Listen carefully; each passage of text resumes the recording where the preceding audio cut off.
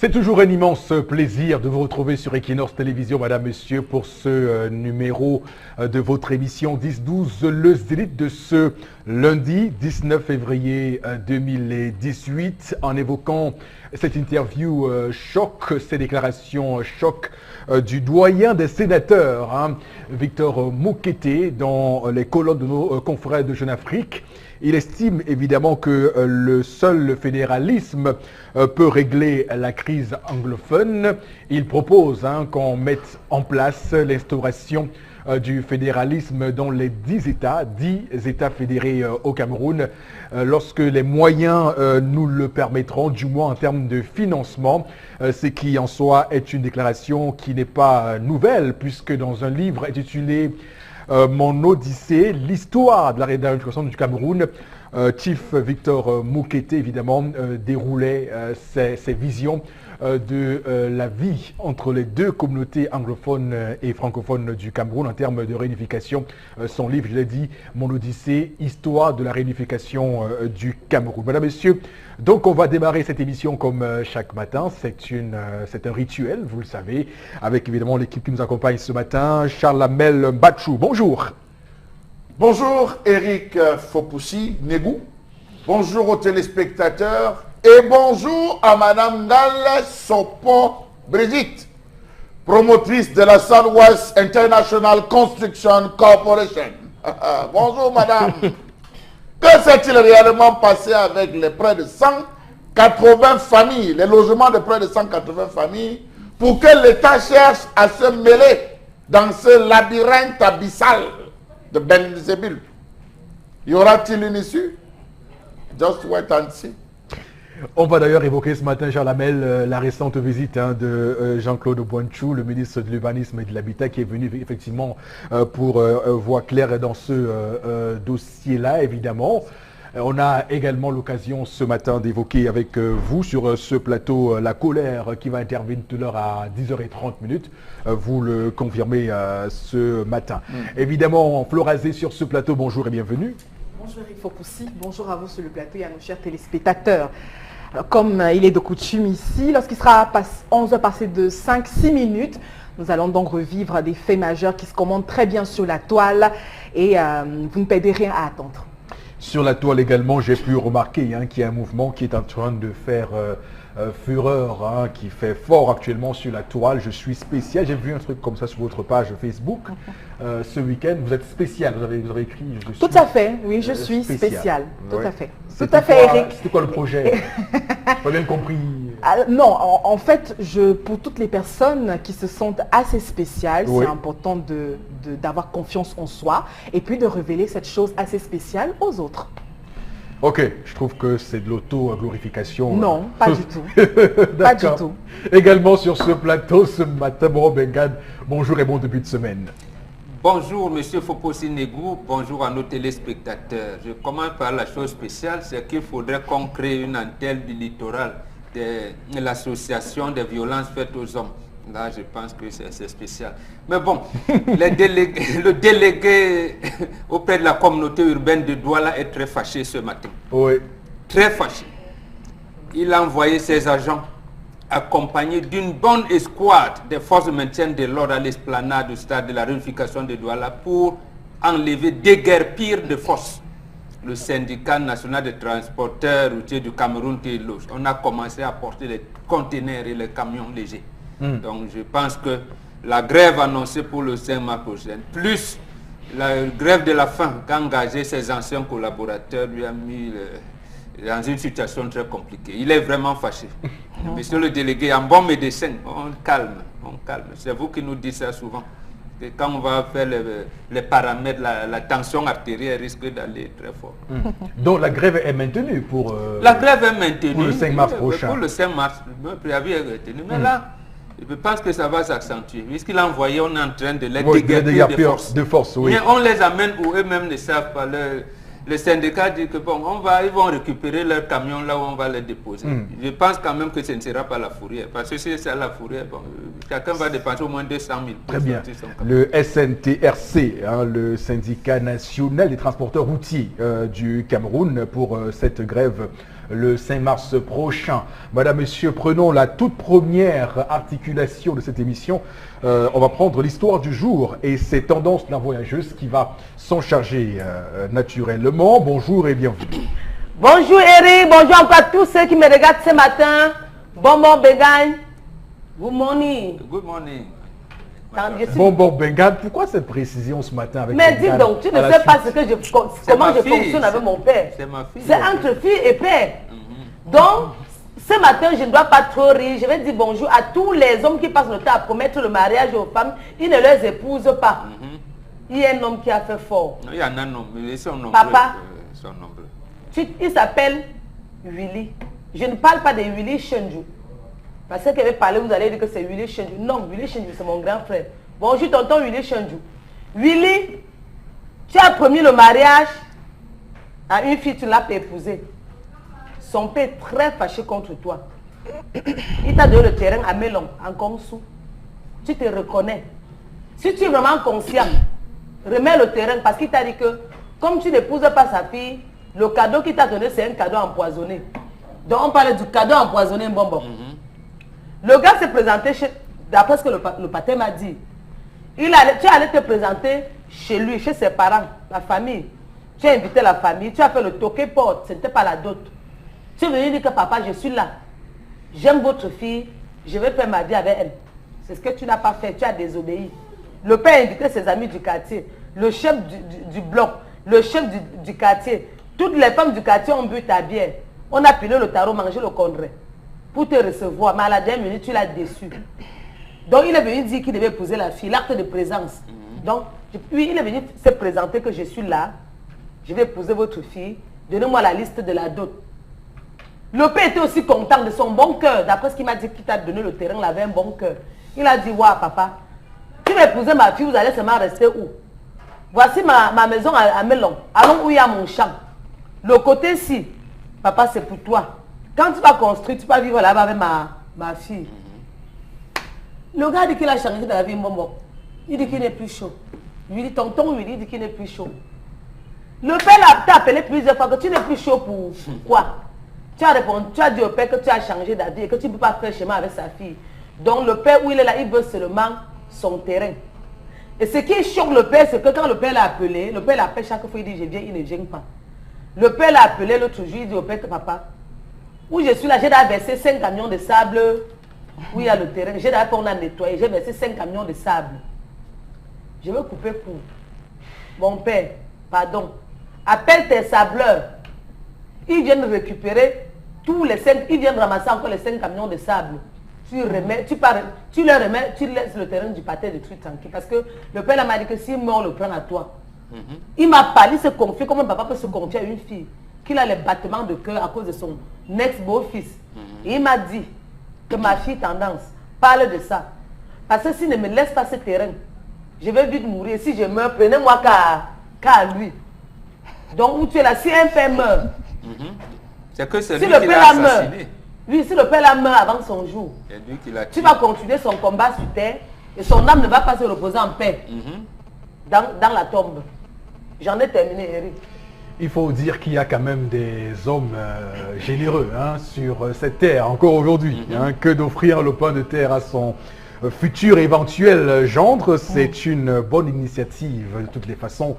Rappelons que en droit domanial, le propriétaire du dessous est le propriétaire du dessus. Donc même s'il laisse le sable et tout ce qu'il y a là-bas, et s'il est établi que le terrain appartient au père et que le titre foncier, qui est d'ailleurs celui qui a vocation et droit de citer sur cette terre, est au nom du père, le terrain reste, le pot de terre reste encore au père. Donc il n'y a pas d'autre procédure à faire à part ça. Mais si par contre, signé les papiers, il a mis le pas mis de côté là qu'à son nom. Mais si le titre foncier, du terrain est désormais celui au nom de l'éventuel gendre, je crains que ce soit assez compliqué pour la suite. Et on pourrait peut-être mettre en place, sauf s'il y a une clause entre les deux qui met en avant la conditionnalité du mariage entre les deux. On verra sur ce plateau, lorsqu'on aura l'occasion de commenter et d'expliquer ce sujet, ce qu'il en retourne clairement. Alors Charles Amel, je commence par vous. Comment vous appréciez la réaction de ce papa et celle de son éventuel futur gendre qui s'est rebiffé? Alors, je pense que la première réaction, c'est que le père, il a agi à la hâte. Il n'a pas pris la peine d'analyser les tenants et les aboutissants. Il s'est jeté, comme on dit, à l'eau, sans toutefois se poser la question de savoir, y a-t-il des crocodiles, des caïmans ou des alligators? Il a plongé, et voilà le résultat, il a laissé les deux jambes. Voilà ce qu'il faut dire. De l'autre côté, on va dire que c'est un don. Le don est léger pour celui qui offre et précieux pour celui qui reçoit. Lorsque de votre bouche vous avez dit « je fais don », ça suppose que vous assumez les conséquences de tout ce qu'il pourra subvenir. Si à l'immédiat qu'il avait fait ce don, il avait construit la maison, il avait fait rentrer, il avait équipé la maison, il s'était installé et qu'il avait eu problème, je suis sûr entre les deux, ça peut arriver, qu'ils se séparent. Serait-il venu lui demander de casser la maison, de sortir? Personnellement, moi je dis je n'accepterai jamais ce type de cadeau. Je le dis sur mon orgueil, je n'accepterai jamais ce type de cadeau. Quel que soit le lieu où il provient, je n'accepterai jamais parce que j'ai mon orgueil à moi. J'aime faire mes choses à ma façon, à ma manière et à mon temps voulu. Je n'aime pas déranger, je n'aime pas prendre parce que je sais que toute chose qui vient d'ailleurs est toujours objet de chantage. Ça, il faut qu'on le veuille ou non. Donc ce père a donné... C'est votre orgueil personnel. Si je dis, j'ai bien dit à mon orgueil. Vous avez été éduqué comme ça? Oui, j'ai été éduqué. Je ne connais pas recevoir des choses qu'on me donne. Il y a toujours chantage, qu'on le veuille ou non. Surtout encore quand ça vient de la belle famille. Non. Vraiment de ce côté-là. On va dire d'une femme d'ailleurs, parce que c'est une femme. Je n'ai pas envie de dire femme. Je dis quand tout ce qui provient de la belle famille. D'une femme. Non, je dis tout ce qui provient de la belle famille. Parce que ça finit toujours par chantage. Et c'est pour ça que ça ne date pas d'aujourd'hui. Donc pour dire que ce papa, il s'est jeté. Il a fait un don qu'il oublie. Il a déjà donné qu'il oublie. C'est tout ce que je peux lui dire qu'il oublie. Donc il a perdu. Il a donné. Ils ont fait des papiers. Tout a été fait. Donc il oublie. Mais sauf qu'il y avait une condition. La condition n'a pas été mentionnée dans la clause, dans le document. Il a fait les papiers, non, ça n'a pas été mentionné. Mais moralement, laissez vos affaires, laissez cette affaire morale. Moralement, moi le gars a rendu à ce niveau-là, qu'est-ce que le gars devait faire? Il va vendre le terrain. Je vous rassure, s'il sent que les pressions sont fortes et que toi à son nom, il va vendre le terrain. Il va s'acheter un autre terrain et il reste tranquille. Mais je pense quand même que s'il le fait, c'est une mauvaise foi. Ça a été donné. Est-ce que vous connaissez pourquoi le mariage est fini? Vous ne connaissez pas pourquoi le mariage est fini. Ce mariage peut être fini pour la simple raison que la fille, ayant vu que le parent a donné, s'est mise à lui faire un chantage. Mbobok a introduit en parlant des hommes frustrés, la violence faite aux hommes. Cette femme peut être devenue un bourreau pour son mari, en disant que voilà un gars, je vis avec toi, tu ne peux même pas t'acheter un terrain, c'est encore mon père qui vient t'offrir le terrain, qui va alors vendre, comme on ne peut pas nourrir. Il y a des femmes comme ça qui sont spécialistes du chantage. C'est-à-dire, au moins de donc, même si c'est un tissu qu'on t'a donné pour un deuil, la femme là va te pourrir la vie pendant des mois. Autant mieux ne pas en prendre. Et je crois que l'homme a été victime. Il a vu son mal venir de loin, il a dit, hey. Je connais également un homme qui a subi pareille situation. D'ailleurs, il a rencontré une femme et on lui a offert plutôt une voiture, pas un terrain. Et dans leur relation, il a tellement dépensé de l'argent que lorsqu'il se sépare de la femme, il fait la balance entre le coût de la voiture qui lui a été offerte et ce qu'il a dépensé. Il a jugé que le coût, l'argent qu'il dépensait était beaucoup plus que la voiture. Il a dit, bon, autant mieux quand même récupérer le reliquat et réduire les coûts. Florazé, voilà, vous êtes une femme, hein, et ça peut arriver que vous tombez sur un monsieur, vous êtes éprise d'amour pour ce monsieur-là. Votre papa, évidemment, est mis au courant de cette relation. Il sent que vous êtes vraiment très engagé dans la relation. Il estime que depuis qu'il vous connaît, vous n'avez pas été aussi heureuse que par cet homme. Il décide de vous d'offrir voilà, donc un terrain à votre futur mari. Alors vous, quelle est votre réaction? Vous acceptez d'abord qu'on fasse ce type d'offre à votre... Pourquoi pas? Si la relation entre mon futur époux et moi est basée sur l'amour, pourquoi pas? Or que le don que le papa fait, c'est ce genre d'action qu'on voudrait avoir dans la vie d'aujourd'hui. Sauf que on est un peu, pour être véritablement ancré dans la réalité d'aujourd'hui, c'est rare. Donc moi, j'apprécie déjà le geste. C'est pas du... si rare que ça, Bon, Florence. Hein. bon, voilà. Mais on compte quand même, on compte... Je connais beaucoup, je connais beaucoup... Laissez pour vos parents travailler pour vous. Je connais beaucoup. Chalabel, c'est pas la question ce matin. Oh, hein, bon, sur le voilà, plateau, merci attention. Eric Fopoussi. La question ce matin, c'est de constater qu'effectivement, on voit de plus en plus de jeunes hommes qui bénéficient des largesses de leur belle famille. Ça commence à ancrer. Bon, il y a ce qu'on appelle les gigolos aussi qui rentrent dans ce cadre-là, qui profitent des richesses des femmes. J'ai envie de parler des gigolos, mais je vais éloigner cette idée de ma tête. Parce que vous allez voir un jeune homme qui a tout le potentiel qu'il faut pour réussir, mais qui n'a pas de moyens financiers, qui tombe sur une fille qui notamment est dans une bonne famille et tout. Mais je dis bien la relation est motivée par l'amour. C'est qu'on ne peut pas toujours duper les gens, hein, et encore que les parents, ils voient plus loin que nous. Je dis que ce genre de geste qui a été posé par le papa, ce sont des gestes nobles. Voilà un monsieur, un papa, un patriarche, qui a vu en ce garçon, au départ, quelqu'un de brave, quelqu'un qui pouvait. Mais Chalamel a évoqué quelque chose de très important, c'est qu'on n'a pas l'issue de la dispute, de la séparation entre les deux. Je veux dire potentiel, les raisons entre de la séparation, de la séparation, on ne les a pas. Donc moi je vais rester sur le don. Ça veut dire que il ne faut pas toujours voir le mal là où il n'y en a pas. Vous pouvez être en relation avec un homme ou avec une femme. Vous l'amenez dans votre famille. On l'aime bien. On aime bien sa dévoance et tout. Pourquoi ne pas faire des présents, hein, lui offrir, justement, lui donner une seconde chance que le pour qu'il papa évolue. reste donc noble jusqu'à la fin, qu'il Oui, considère maintenant, le don qu'il a acquis. oui, maintenant, au départ, le don, il est louable. Oui. Maintenant, parce que c'est un papa et que c'est un être humain avec un cœur qui a voulu le bien-être de ce couple, la réaction est tout à fait normale. Mais je dis maintenant au niveau de la procédure, papa, un don, c'est un don. Dire que Dieu va vous bénir. Le jeune gars, je ne peux pas me prononcer parce que moi, je n'ai pas les contours de la relation. Tout à fait. Qu'est-ce qui s'est véritablement passé pour que les deux se séparent, pour que le monsieur... C'est ça également la grosse question, Eric Fopoussi. Mais on a des gars qui peuvent recevoir des présents, sont toutefois taxés d'être gigolos ou quoi que ce soit.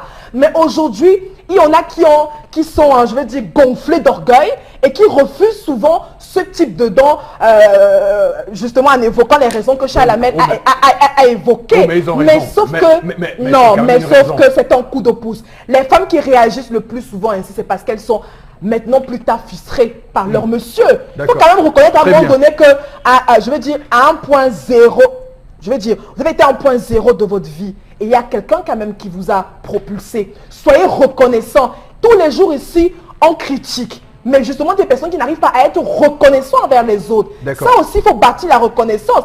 Et lorsqu'on est en face des personnes qui ne sont pas reconnaissantes, Eric Fopoussi, on peut aussi s'insurger. C'est pas mal. Mais toujours est-il que je pense qu'on n'achète pas l'amour. Hein. Après.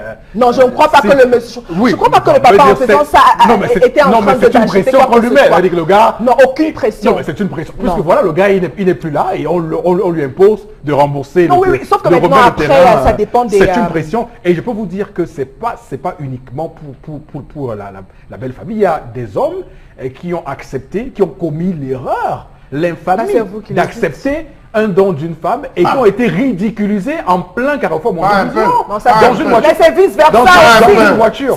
On a toujours évoqué ces raisons ici sur ce plateau. C'est ici que tendance à compter l'histoire d'un monsieur qui refuse que madame soit dans la voiture, quoi que ce soit. Donc quand un homme offre à une femme, je pense qu'il oublie quelle que soit l'issue de la relation. Il n'est même plus de ça. Non, ça ça ne date pas d'un mois que nous avons eu une histoire ici où tendance à compter une histoire où monsieur justement... C'est des faits marginaux.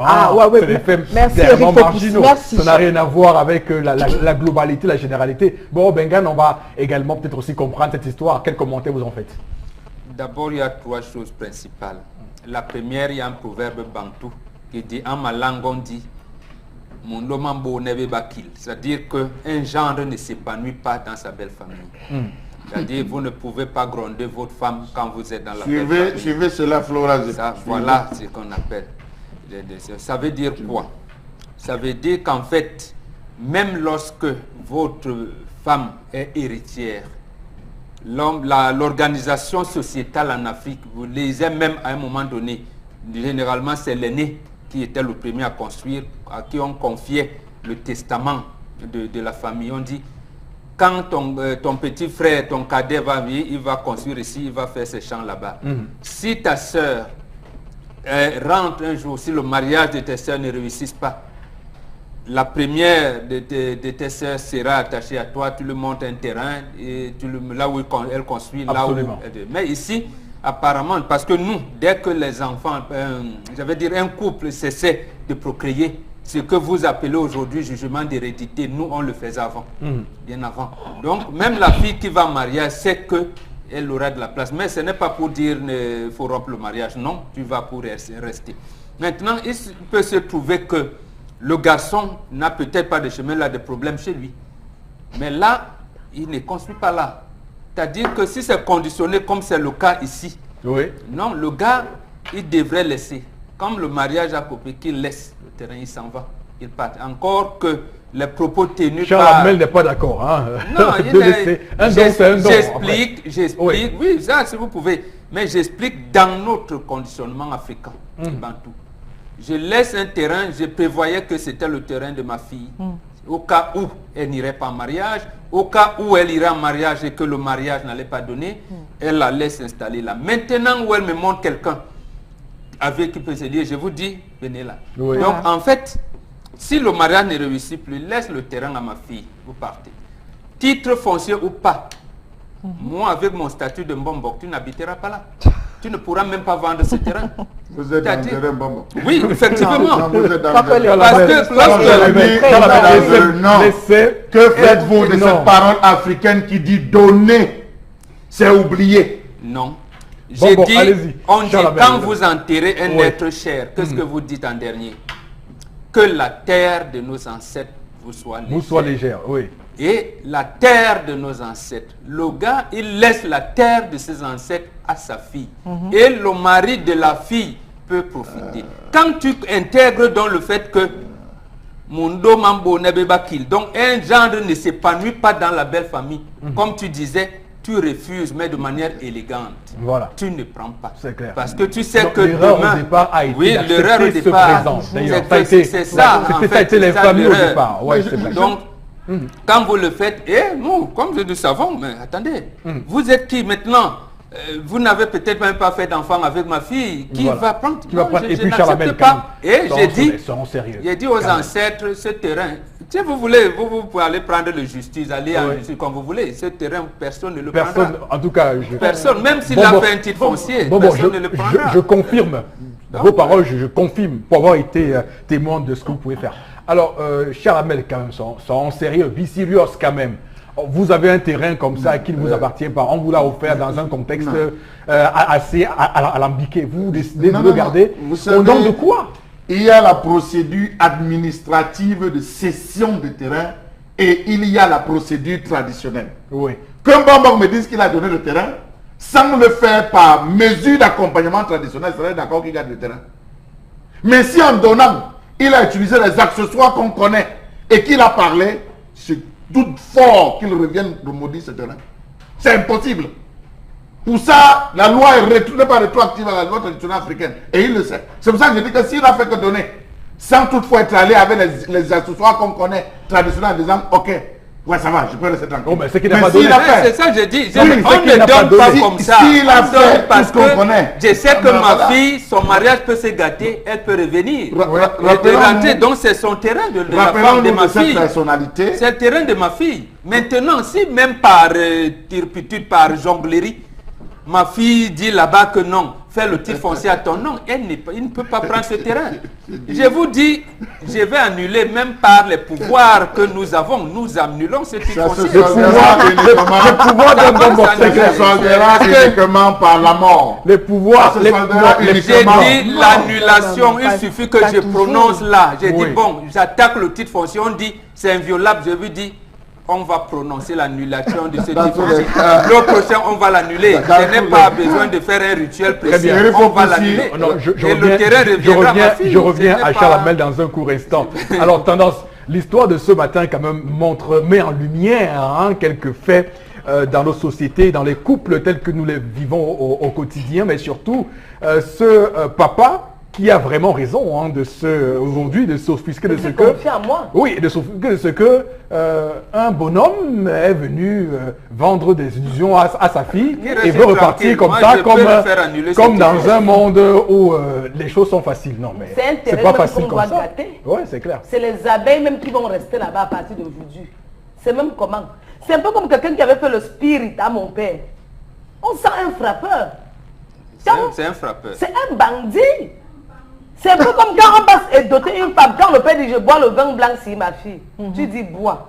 Ton père boit, il sait qu'il te fait confiance parce que tu es de tout cœur avec ton fiancé. Tout à fait. Quand mon père te donne, tu dis oui papa merci. Alors que tu sais intérieurement que tu ne me veux pas. Pour venir faire ton spirit que sur mon père, on gâte le terrain. Non, Tu on me ne poses. gâte pas tendance. Gâter le terrain Ça, veut c'est dire quoi? qu'on ne pourra plus l'approprier. J'ai dit, Qu'est-ce que par dit- la parole qui vient de Dieu, j'ai dit, on annule le Oui. titre foncier. Puisque c'est mauvais dire à ma fille, engage la procédure d'annulation du titre foncier, on va prononcer l'annulation. Et tu Je vas n'ai pas, passer en besoin- prison. j'ai pas besoin d'un avocat pour ça. On t'enferme. Ça, c'est un J'ai confiance, bandit bon, ambulant.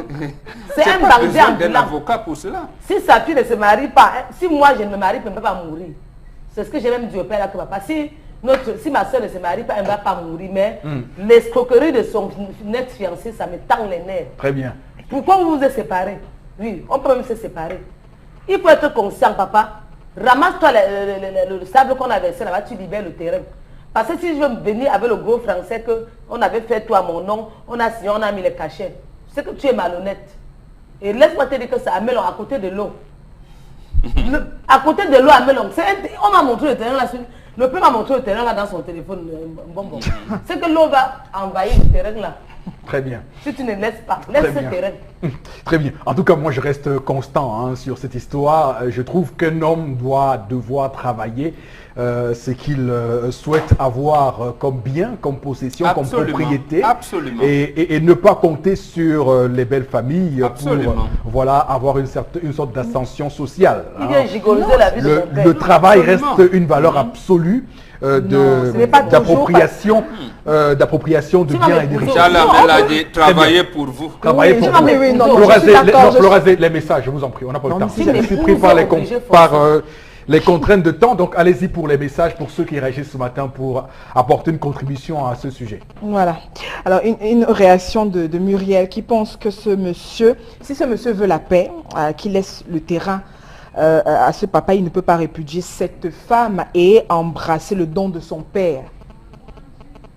Alors, une autre réaction de ce matin de Chanzy, on doit qui pense que, voilà, on ne peut pas être le beau-père. Alors, un beau-père qui fait un don à son beau-fils doit assumer ses responsabilités, qu'il le veuille ou pas, signer ou pas. Le pouvoir traditionnel n'est pas au-dessus de la loi. Donner, c'est donner.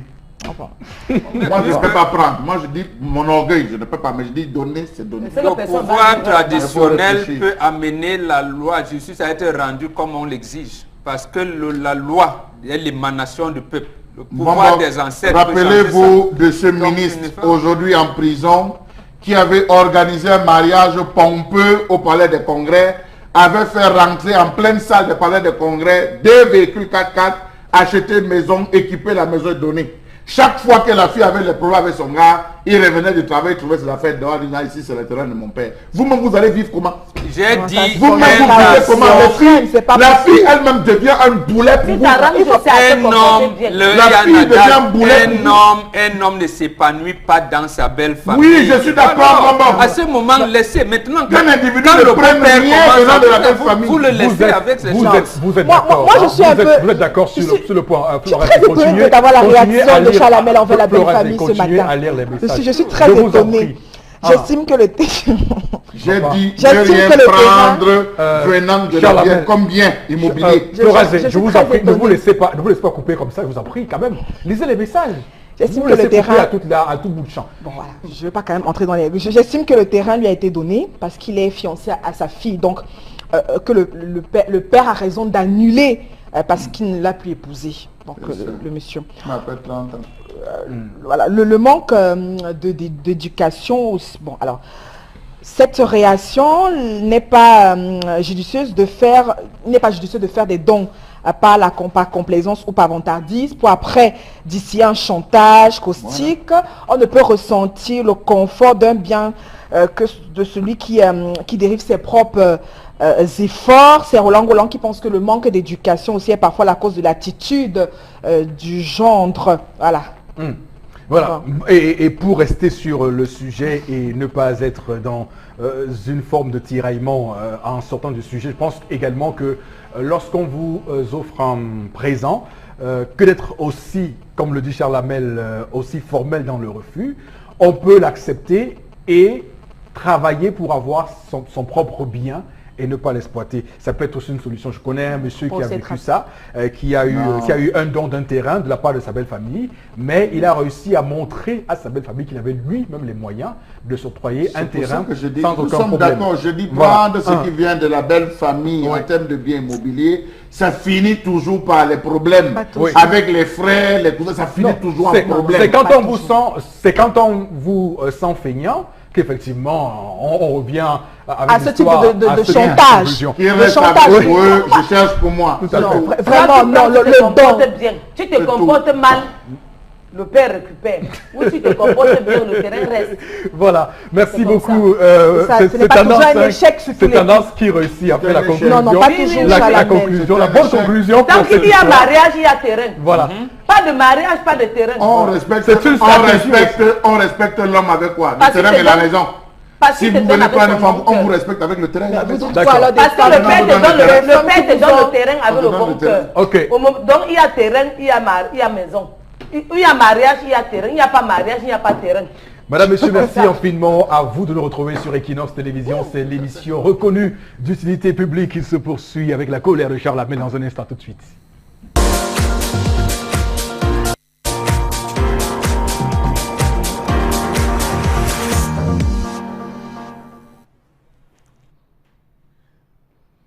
Je m'interroge ce jour sur la question de la non-maîtrise démographique dans ce pays. Combien sommes-nous aujourd'hui au Cameroun? Combien sommes-nous à Douala? Konsamba, Edea, Limbe, Kribi. Comment se font les calculs démographiques au Cameroun? Par pourcentage, estimativement, environ, ou bien alors par un recensement clair. D'ailleurs, à quand remonte le dernier recensement et peut-on considérer les résultats de ce recensement viables? Je m'interroge. Comment sont effectués les recrutements et formations des milliers d'agents, recenseurs, chefs d'équipe, contrôleurs et superviseurs? Qui peut avec exactitude nous donner le nombre d'habitants par région, département et arrondissement? Comment comprendre la non-maîtrise spectaculaire du nombre d'habitants dans ce pays? Peut-on compter sur les données nécessaires à la planification du développement qui nous seront servis bientôt? Quels sont les mécanismes utilisés par les topographes invisibles qui exécutent, dit-on, la cartographie censitaire sur toute l'étendue du territoire national? Savez-vous que nous sommes passés de 2 600 000 habitants lors de l'indépendance en 1960 à 7,6 millions en 1976, à plus de 19 millions d'habitants en 2010, 20 millions en 2014 et à plus de 23 millions en 2017. Quel calcul? Comment a-t-on calculé? Comment a-t-on calculé ou essayé d'imaginer ce type de résultat? Tellement d'interrogations. Et si le taux d'accroissement observé ces 25 dernières années se maintient, ce chiffre, dit-on, pourrait multiplier la barre des 40 millions dès 2030. Donc dès aujourd'hui, on se dit qu'on peut être à 2040. Si on est passé de 2 600 000 à 7 600 000, on est sûr. Oh, qu'est-ce que les calculs nous trompent. Savez-vous qu'en 1976, plus de 71% de la population camerounaise vivait en campagne? Savez-vous que la démographie a eu un impact sur le développement économique, l'environnement et les ressources de la terre qui s'en trouvent aujourd'hui limitées? Comment peut-on dire? Quel est le ratio par rapport au taux de mortalité, au taux de natalité et à l'existence même? Je me pose des questions vis-à-vis de cette affaire démographique. Je ne comprends rien. Comment comprendre le fait que le Cameroun souhaite devenir émergent en 2037 avec une démographie mal maîtrisée? Nous sommes en pleine année électorale.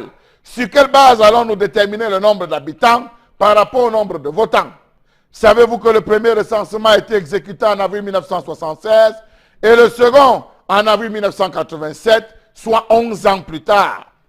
Quels sont même, en termes de date ou d'espacement, le nombre de temps requis pour pouvoir faire un recensement? Savez-vous que selon les recommandations internationales, le troisième recensement général de la population aurait dû être réalisé en 1997, mais n'a été finalement réalisé ou exécuté qu'en novembre 2005. Pourquoi tant de repoussement pour parler comme au quartier? Comment comprendre le fait que malgré les mauvais déroulements et les constats des Camerounais qui n'ont rencontré aucun agent recenseur, il aura fallu attendre 5 ans pour que les résultats de cette opération soient publiés? Comment comprendre cette alchimie propre aux spécialistes camerounais qui, dans leur analyse estimative, sont partis du fait qu'en 1976, le Cameroun comptait 7 600 000 habitants, 87, 10 493 657 habitants, donc forcément en 2005, les résultats définitifs du troisième recensement pouvaient indiquer dans les 17 463 836 habitants. Sur quoi s'est-on fondé? Y a-t-il eu véritablement recensement? Comment comprendre le fait que pour des problèmes aussi basiques, l'État du Cameroun soit toujours en attente de crédits avec des estimations démographiques qui varient selon les sources? Quelle est donc la base sur laquelle repose l'ensemble des projets dits structurants, si l'on même ne connaît pas combien nous sommes au Cameroun? Pour un certain type de projet, il faudrait connaître la démographie. Car quand on parle de développement, ça commence bien évidemment par là. Monsieur Eric Fopoussi, nous sommes combien à Douala? La copie a été rendue, on est toujours dans l'expectative, dans ce qu'on appelle les spéculations, lorsque vient le moment pour nous de dire combien de Camerounais nous sommes, pas seulement à Douala, également à Yaoundé et dans d'autres régions du Cameroun. C'est très compliqué. On est soit 22 millions, 20 millions, 25 millions. Finalement, on ne sait pas quel est le chiffre exact de la population camerounaise. Mais toujours est-il que actuellement est annoncé un recensement, le 4e recensement général de la population et de l'habitat pour avril, le mois d'avril prochain. D'ailleurs, on recrute, le Biocrep recrute pour la circonstance des jeunes qui iront donc au contact des Camerounais pour recenser le nombre de Camerounais que compte le territoire. Voilà. Une fois qu'on a dit ça, il faut dire que clairement, ça pose un réel problème sur la lisibilité, sur tous les plans, sur tous les programmes, sur les statistiques qu'on pourrait avoir, sur tout ce qu'on met en place comme politique au Cameroun. Lorsqu'on ne maîtrise pas le nombre exact de sa population, c'est un réel handicap. Un réel handicap, vous l'avez dit.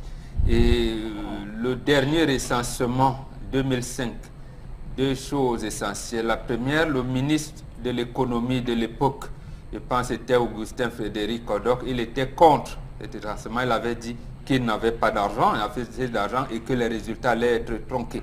Et je pense qu'il n'avait pas tort. Oui. Parce que dans le quartier où j'habitais à l'époque à Douala, ces agents ne sont jamais passés. Ils ne sont jamais passés dans notre quartier. Donc moi, je n'ai jamais été recensé, ma famille non plus. Voilà, oui, ma famille non plus. Autre chose, lorsqu'on parle de 180 députés, en fait, un député doit représenter un nombre de populations. On vous dit, on a 180 députés pour 2 millions d'habitants, par exemple. Et là, on sait qu'un député représente un nombre d'habitants. Maintenant, oui, les 180 députés sont improportionnellement représentés. À Douala, un député représente 10 000 habitants. Dans le sud, un député représente 5 000 habitants. Bon, vous voyez. Donc, comme vous avez dit, la répartition ne sera pas bonne, bonne du tout. Et le chef de l'État, même dans son discours à ses jeunes compatriotes le 10 février dernier, il a parlé de la carte scolaire, la carte universitaire.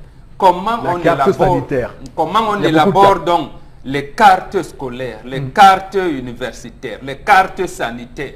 si on ne connaît pas combien nous sommes dans une région. Vous savez, c'est donc la navigation à vue. Oui, parce qu'on sait par exemple dans des pays sérieux que en France par exemple, on sait qu'un médecin c'est pour un tel nombre d'habitants, donc c'est sur ces bases qu'on calcule et surtout, le nombre comme on de a médecins transformé les conventionnels. dispensaires en centres de santé intégrés et on dit que doit avoir en leur chef un médecin, on doit donc pouvoir savoir que dans les 360 arrondissements que compte le Cameroun, peut-être Douala 5e est plus peuplé que l'arrondissement de Fotoni, par exemple. Et même s'il y a un centre de santé intégré à Fotoni et un médecin, Douala 5e peut avoir 4 ou 5 centres de santé intégrés, ou même un hôpital de district qui coordonne au moins 5 ou 8 centres de santé intégrés, avec chacun à sa tête un médecin. Parce qu'on maîtrise la population. Mais tel n'est pas le cas. Tel n'est pas le cas. Tel n'est pas le cas. Maintenant, je termine quand même en disant, quand nous parlons de navigation à vue, dernièrement, on a des messages ici, quand on disait que la Coupe des Nations, voilà, on disait on est anti-patriote, d'accord. Que nous sommes anti-patriotes. Moi, j'assume, Oui. mais Non, le 4 novembre... nous ne sommes pas antipatriotes. En fait, Vraiment, on ne peut pas non, assumer. c'est On la peut pas comparaison. assumer, on peut pas assumer ça. Vous êtes un patriote. D'abord, vous êtes donné pour ce pays et vous avez des faits d'armes pour ça qui le justifient. Le 4 novembre 1982, je pense, c'est un vendredi, lorsque Ahidjo transmet la feuille de route au président Biya, il a dit ceci. 1976, Jean Lamel a dit 7 millions, il a dit avec l'augmentation, au moment où il passe le pouvoir, il a dit nous sommes déjà à 7 millions, 7 habitants. 7 millions 700 000 habitants. Et il a dit, en 1985, le taux d'augmentation de la population sera de 3%. Et en 2000, de 3,5%. Et il a donné les chiffres. Ce qui va amener la population du Cameroun à 16,5 millions d'habitants en l'an 2000 et à 40 millions d'habitants en l'an 2025. Oui. Donc il a aussi dit lors du congrès de l'UNC en 80, je me rappelle également, oui, il a également évoqué cette évolution. Pour la petite histoire, on dit qu'il a fait un discours qui a duré 4 h 20 minutes. Et Cameroun Tribune dit que ça a été interrompu 70 fois par les applaudissements nourris. Voilà, donc, donc il le disait donc, voilà la feuille de route qu'on confie à son successeur constitutionnel à ce moment-là, en 82. Donc, même si on ne faisait pas, en fait, on ne peut pas valider ça. Il faut faire le recensement de la population chaque fois. Comme cela se doit. Comme cela se doit. Maintenant, même si sur la base, comme ils ont falsifié les choses, au moins qu'ils restent avec la feuille de route que son illustre prédécesseur lui a transmise, en espérant qu'on sera à 40 millions en 2025. Et répartir donc la richesse nationale en fonction de sa population et élaborer les politiques économiques, scolaires, sanitaires et sur tout, ces chiffres-là. Mais dans un pays où on n'a pas de carte agricole, on n'a pas une bonne carte sanitaire, une bonne carte scolaire, on est là. Vous avez dit navigation à vue. Une navigation à vue, c'est vraiment...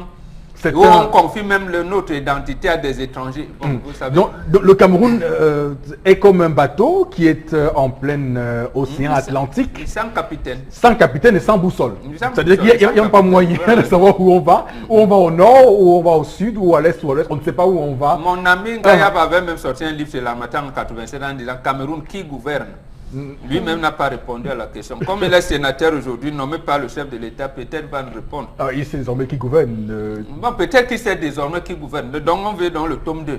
Il va nous dire maintenant Cameroun. Pour plus de précision, quand même. Donc c'est clair que tout cela constitue un véritable handicap pour les politiques que nous mettons en place au Cameroun. Et d'ailleurs, beaucoup disent que c'est à dessein que tout cela est fait parce qu'on souhaite masquer les chiffres et aussi montrer à nos partenaires internationaux que sont le FMI, du moins les institutions de Bretton Woods, FMI et Banque mondiale, qu'on met en place des politiques qui corroborent tout ce qu'on a pris comme engagement. Et pourtant, c'est pas ça. Et pourtant, il y a de nombreux Camerounais qui suffoquent dans l'extrême pauvreté, qui ne sont pas comptabilisés, qui ne sont pas pris en compte. Et on croit qu'on a le nombre suffisant de médecins, d'enseignants, et pourtant c'est pas vrai. On sait comment les classes dans les lycées sont surpeuplées, et on sait comment les patients souffrent dans les hôpitaux parce qu'évidemment il n'y a pas suffisamment de médecins. Donc c'est clair que tout cela a un véritable handicap sur les politiques comme en place Charles Amel.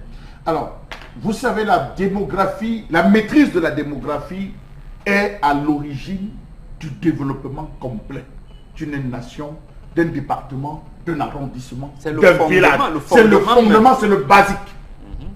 Avoir un mauvais, avoir une, comment je veux dire, non-maîtrise de la démographie va faire en sorte on aura de fausses mises en disponibilité des populations, de fausses affectations des agents.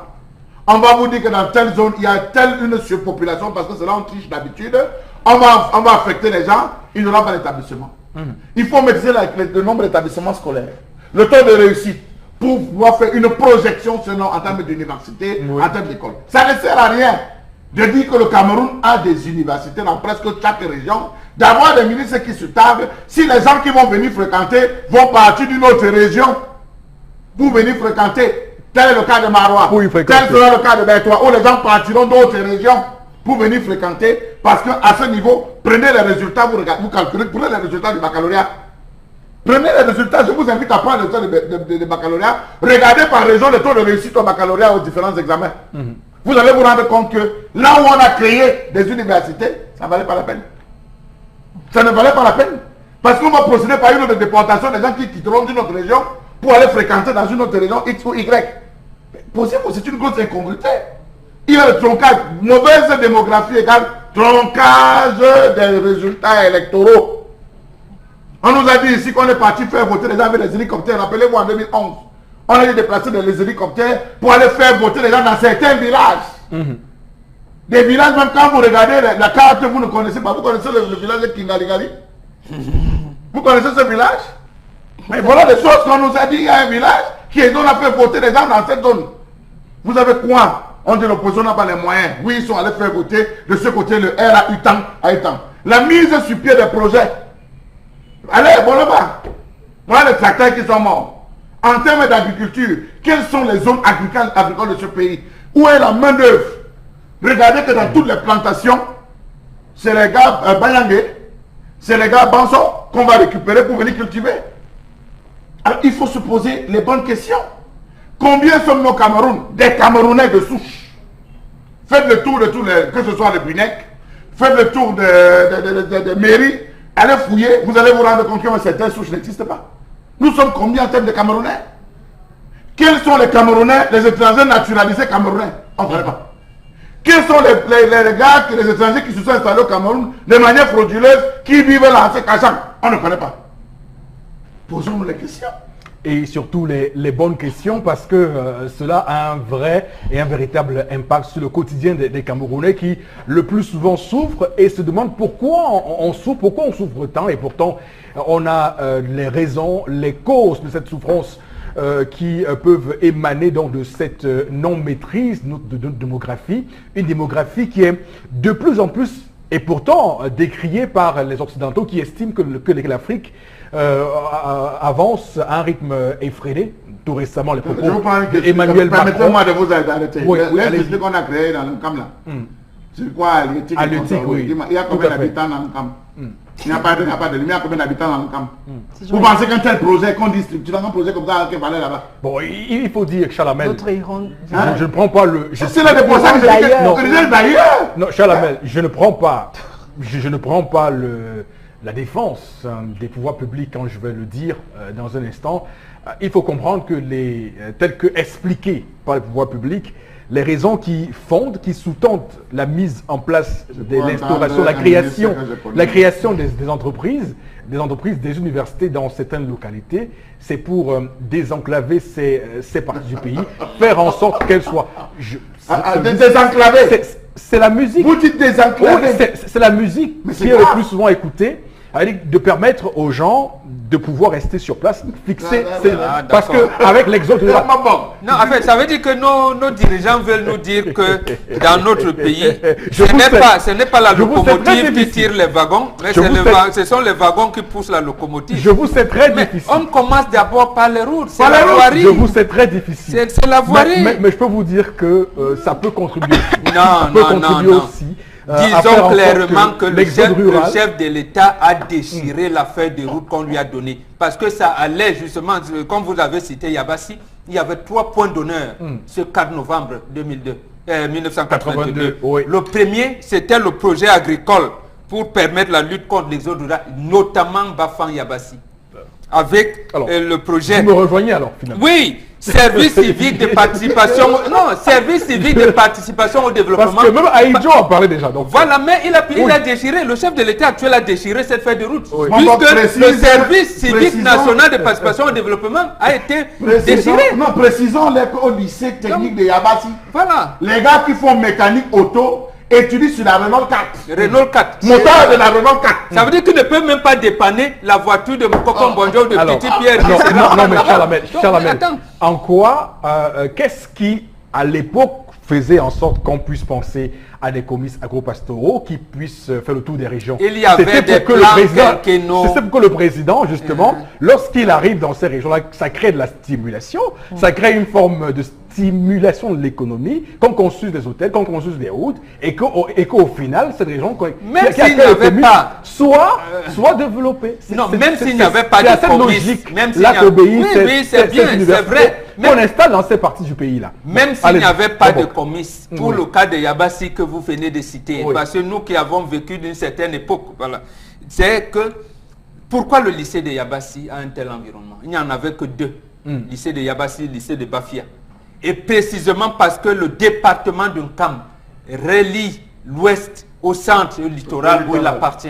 C'est-à-dire que pour Naïdou, on devait même faire Absolument. un port à Yabassi. Absolument, Et c'est absolument. pour Si, ça. c'est envisageable, c'est la raison pour laquelle Un port la Soudanaise, un comme port des entreprises fluvial. comme la Voilà. Soudanaise et Nadip, Donc, le projet service civique national de participation au développement qu'on avait confié, je suis obligé de le dire, à un jeune colonel qui s'appelle Edouard Etonde Koto. Mais bon, il a été appelé ailleurs. Le deuxième projet, comme vous dites, qui entre dans le cadre de la maîtrise de la population et le développement, c'était le projet agricole situé dans la plaine de Mbo, à Sanchou. Et le troisième, c'était dans la plaine de Mbos, au département de l'Ambui et le Ndonga Mantoum. Tout à fait. Et je vous garantis que là-bas, c'était même 72 000 hectares avec l'argent frais du Fonds européen de développement. Je vous dis, le chef de l'État actuel a déchiré. C'est même pour ça qu'il ne veut pas qu'on parle de la maîtrise de la Je population. vais aller plus loin. Savez-vous Donc, que ceux qui ont eu la maladresse de ce côté de l'extrême nord, d'aller télécharger les étudiants à Maroua et Garoua pour aller défiler aux encablures de Togombéré, ont fait inscrire ces enfants de ce côté sur la liste électorale pour gonfler le chiffre? Oui. Est-ce que vous savez que c'est ça qui rend victime tout le littoral camerounais? Parce que ceux qui fuyaient le maquis dans les zones de l'Ouest Cameroun, qui sont venus s'installer, les Bamileke qui descendaient, tout ça, on les a inclus comme étant population du littoral. Mais il faut dire les choses comme elles sont. On a biaisé dès le départ. C'est biaisé Aujourd'hui, dès on le vous dit, départ. c'est les Bamenda qui travaillent ici. Non, justement, on dit la il même fallait chose. contenir, oui. Nous on dit Alors exactement que- la même chose. On dit exactement la même chose, Charles Lamel. Non, dis à vos Mais- dirigeants et le mais père sauf des tendances, que- là-bas, ouais. que c'est la locomotive qui doit tirer les wagons. Ce ne Tout sont à pas fait. les wagons de qui toutes poussent de la toutes les locomotive. de toutes les façons, Pas on l'a suffisamment Mais dit. ton père a trop On a négocié. suffisamment évoqué sur ce plateau tout ce que cause cette non-maîtrise de la démographie camerounaise sur les politiques qui sont engagées, mais également sur le plan électoral, parce que là encore c'est un gros dossier. Alors, tendance. On ne peut même pas nous compter. Oui. On ne peut pas nous compter. Je vais encore dire à mon père, je sais pas, tu parles de mon père, il a trop les dossiers devant lui. C'est vrai. C'est toujours un autre dossier qui va revoir, mais calmez-vous. Le moment venu, il va vous faire appel à bon français. À quel moment ça? À quel moment comment? À quel moment? À Non, tout non. moment. Il n'est jamais trop tard dans la vie. Ok, alors, c'est pour ça que vous faites vous perdre espoir. Flora Il Zéna. perd espoir, bon. Non, Mais- il ne faut pas perdre Faut espoir. pas perdre espoir. Non. Faut Non, pas faut pas perdre perdre espoir. Espoir en quoi? À ce qu'on voit là chez Oui, nous. on peut toujours On peut améliorer. toujours améliorer. Non. Non, mais attendez, C'est quand pas même. J'ai possible. quand même une question. Non, Il faut non. attendre combien de temps? Non. Non, un recensement. non, il y a On un les paie temps à pour temps. chaque chose. Chaque Non, non, chose a son non, temps. c'est pas possible. C'est pas possible. Chaque chose a son temps. Alors, Non, Florazé. c'est une question très complexe. Et Oui. puis, si on ne s'attarde pas sur les véritables problèmes, on sera dans une guerre de chiffres qui va jamais se terminer. Alors, je crois que les points, c'est-à-dire que les points qui ont été évoqués, qui pouvaient justement concentrer justement une population pour permettre un véritable recensement, c'est l'échec total. Oui. Maintenant, dans je vais dire les zones reculées où justement on pouvait avoir cette concentration bien précise, on vit déjà l'exode rural de ce côté. Absolument. Maintenant, s'il faut même que ce recensement se fasse, on commencera où exactement, Eric Fopoussi? Dans les fortes agglomérations ou alors dans les villes reculées? C'est ça, dans les coins reculés, c'est ça le véritable problème. Et lorsque justement on ne réussit pas déjà à pincer ou alors à détruire le système en place, c'est-à-dire qu'on nous montre le mode véritable pour le recensement au Cameroun, pour avoir les chiffres exacts au Cameroun. Lorsqu'on sait que dans nos administrations, tout est encore quoi, archaïque, c'est-à-dire qu'on ne rien n'est informatisé, mais on va penser au recensement comment dans ces conditions. Il y en a même qui sont à l'étranger, parce que justement, cette situation conforte pas mal de personnes. Les lenteurs administratives, hein, quand on vit dans je vais dire dans nos institutions administratives, Eric Fopoussi, tant qu'on vit ça, parce que ça conforte pas mal de personnes, c'est-à-dire qu'on ne réussit pas à régler pas mal de dossiers à cause de ces lenteurs administratives. Mais le recensement au Cameroun est perdu. Tout à fait. Alors, Charles Amel, oui, je vais vous rappeler une phrase qui était si chère au président Idio chaque fin d'année. Il disait, alors le bilan de cette année, parlant de bilan, il disait nous allons prendre la province du littoral avec une population estimée à tant nombre de chiffres pour un taux de réussite aux examens d'évaluer à partir de temps. Sur le plan de la santé, nous avons eu pour la zone du littoral tel nombre de cas de maladies hydriques, dans la zone du centre tel cas de maladies hydriques, raison pour laquelle nous avons pensé que dans ces différentes zones, il faut renforcer les plateaux techniques. Nous nous sommes rendus compte que dans la zone de l'Est, le taux de mortalité était plus élevé que dans les autres régions du Cameroun. Raison pour laquelle nous allons concentrer nos efforts pour que la population estimée à temps ne puisse pas. C'est la démographie. La démographie est au centre de tout, on l'aura bien compris ce matin. Évidemment, on comprend tout de suite tout ce que cela crée et cause comme manque à gagner pour le Cameroun, pour les Camerounais, pour le quotidien des Camerounais. Madame, monsieur, merci infiniment à vous de nous retrouver sur Equinox Télévision. On marque une pause, à tout de suite. Retour sur le plateau avec évidemment le débat qui a continué en plateau, hors antenne. Voilà, vous comprenez pourquoi c'est assez chaud sur cette démographie du Cameroun. On va sûrement revenir sur ce débat juste avant la fin de l'émission via les différents messages que vous nous enverrez parce que la passion qui nous anime autour de ce débat est encore vive, elle est présente. On sent dans nos tripes comment le Cameroun se porte d'ailleurs. Évoquant d'ailleurs un sujet tout récemment qui a fait couler beaucoup d'encre et de salive sur ce plateau, le sujet concernant la CAN 2019, où des compatriotes estimaient que nous, sur ce plateau, nous sommes des anti-patriotes. D'ailleurs, 2 jours après, moins de 48 heures après, on a eu cette démission de Marc Desbandes, qui est le chef de projet de construction du stade de Olembe pour nous montrer combien le Cameroun se porte très mal. Alors officiellement, il se plaindrait de rétrocommission, de grande pression faite sur lui par des fonctionnaires camerounais dans le cadre de cette construction du stade Olembe. Donc dites-nous, entre ces fonctionnaires-là qui font pression sur Marc, qui ont fait pression sur Marc Desbandes et nous, sur ce plateau, qui sont ceux qui sont plus patriotes? Dites-nous, mesdames, messieurs. Voilà, vous avez la réponse. On démarre cette deuxième partie avec les différents messages que vous nous envoyez. Et Florazé, vous allez vous en charger d'ailleurs pour qu'on puisse voir quelle est la température pour ceux qui nous regardent ce matin. Merci Eric Fopoussi. Pour moi, le pouvoir en place ne peut pas faire les décomptes avec une population qui considère comme cobaye qu'il faut même éliminer une grande quantité pour ne plus être dérangé. Ça, c'est un avis d'un téléspectateur. Qui démontre tout simplement donc, la vacuité des motions de soutien qui sont adressées, les motions qui sont, comment on appelle ça, les mémorandums, les mémorandums qui sont adressés à l'endroit de l'État et du chef de l'État. Bon, Chalamel, ne laissez pas l'occasion à une personne à la bande de dire qu'on dit mémoranda. Non, j'ai dit les mémorandums. Parce que je suis quelqu'un de nous dire ici sur ce plateau. Ah, d'accord. On peut vous mettre en prison pour une pécadille, c'est pas notre langue. Non, mais attention, bon, c'est que les gens prennent du plaisir souvent à s'asseoir et dire que j'ai activé Chalamel. Attention. Les gens en font un trophée. Je ne suis pas maître de la connaissance tout à fait absolue. J'en suis un disciple. Jusqu'à la fin de ma vie, j'en resterai un disciple. L'humilité de l'homme, on va dire. Alors, il y a Fritz Bell qui pense que le nombre d'inscrits aux dernières élections par le RDPC dépassait les 6 millions pour la seule ville de Douala. Pareil pour Yaoundé. Comment voulez-vous qu'on ait des chiffres crédibles? Nous sommes quand même à Douala. Le chiffre général donné par Elicam, c'était 6,5 millions. Alors, moi, ce qui me gêne, c'est que lors du récent recensement, on a fait de la ville de Yaoundé une ville plus peuplée que Douala. Moi, ça m'a posé un véritable problème. Moi, je ne sais pas comment... La ville de Douala, chaque comment jour, on a a minimum calculé, 2000 arrivants. Voilà. Comment on a calculé les chiffres. Sans compter les gens qui meurent. Les gens nous ont dit non, Yaoundé, Les gens comptent les enfants c'est qu'on les a. collines, Les mots. c'est ci, c'est ça. Non, mais il y a Non, nous aucune- avons un aucune institut explication. national de Ça, c'est statistiques explication qui qui vaille la fonctionne peine. bien. Non, notre institut national de statistique fonctionne très bien. Donc, c'est D'abord, une- c'est un département du ministère en charge de Ils ont l'économie. classé que donc, première voilà. ville, si je ne m'abuse, première ville Yaoundé, deuxième ville Douala, troisième ville Bafoussam. Oui. On a cité Limbe, et je crois Bertois. Voilà. Il y a des zones qui arrivaient comme ça, comme ça. Les zones. Et- Mais sur la base de quoi? Et comme région la plus peuplée, l'extrême nord du Cameroun. Effectivement. Il y a Djibril. Vous y croyez? Mais je vous donne les chiffres du récent recensement Vous au y Cameroun. croyez? Mais attention, moi, je n'y crois pas du tout. C'est clair. Djibril Dida réagit, les populations sont mal informées sur le bien fondé du recensement. Par conséquent, on a d'autres parents dans les villages qui refusent. moi, je n'habitais pas au village, j'étais assis à Douala. Les agents ne sont jamais passés dans mon quartier.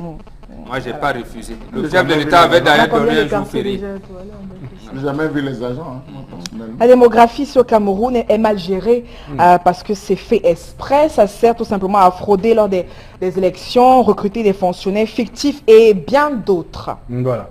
Combien de Camerounais même, aujourd'hui, lorsque vous perdez un membre de votre famille, vous prenez la peine d'aller établir un certificat de décès?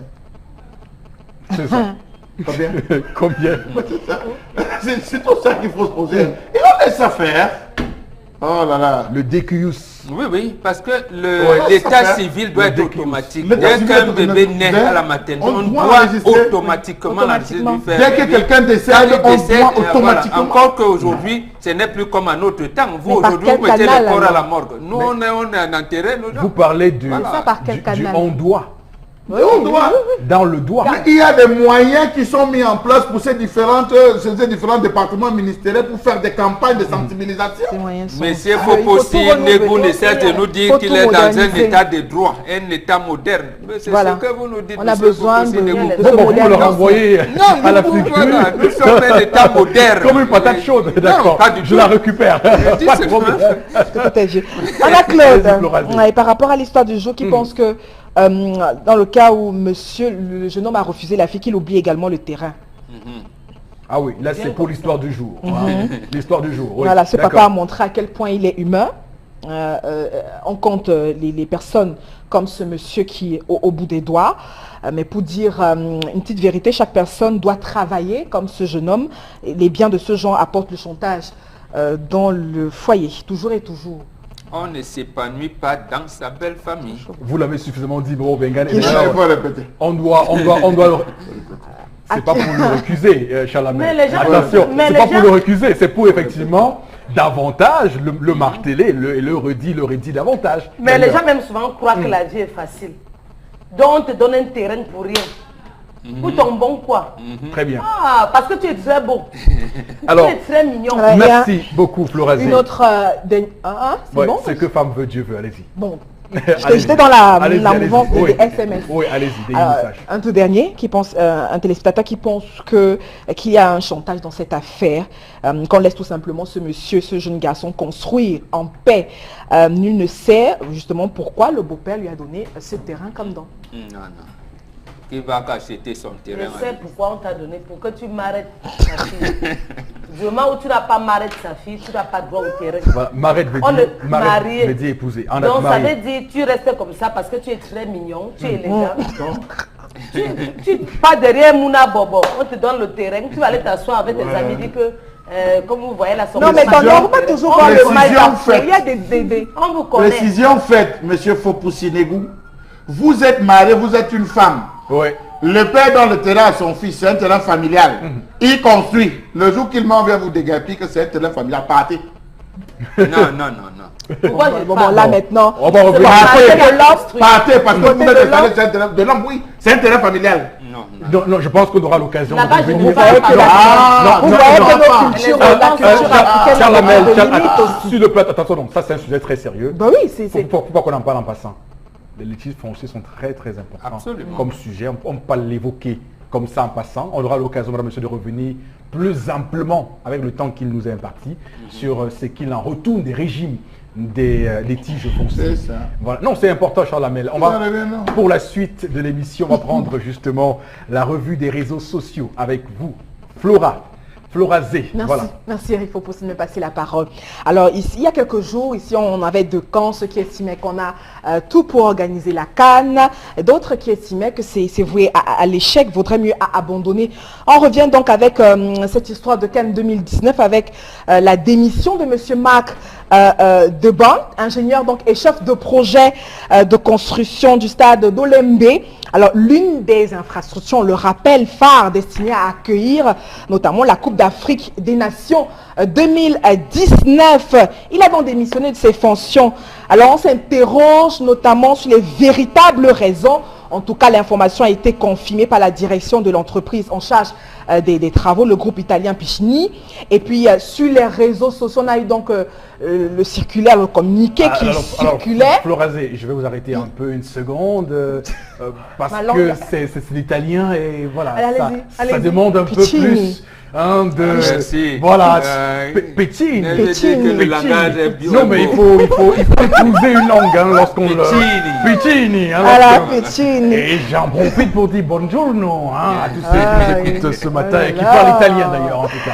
Alors sur les réseaux, Eric Fopoussi, certains parlaient d'allégations, des pressions et d'exigences de rétrocommission de la part des fonctionnaires camerounais qui pouvaient être la cause justement de cette démission.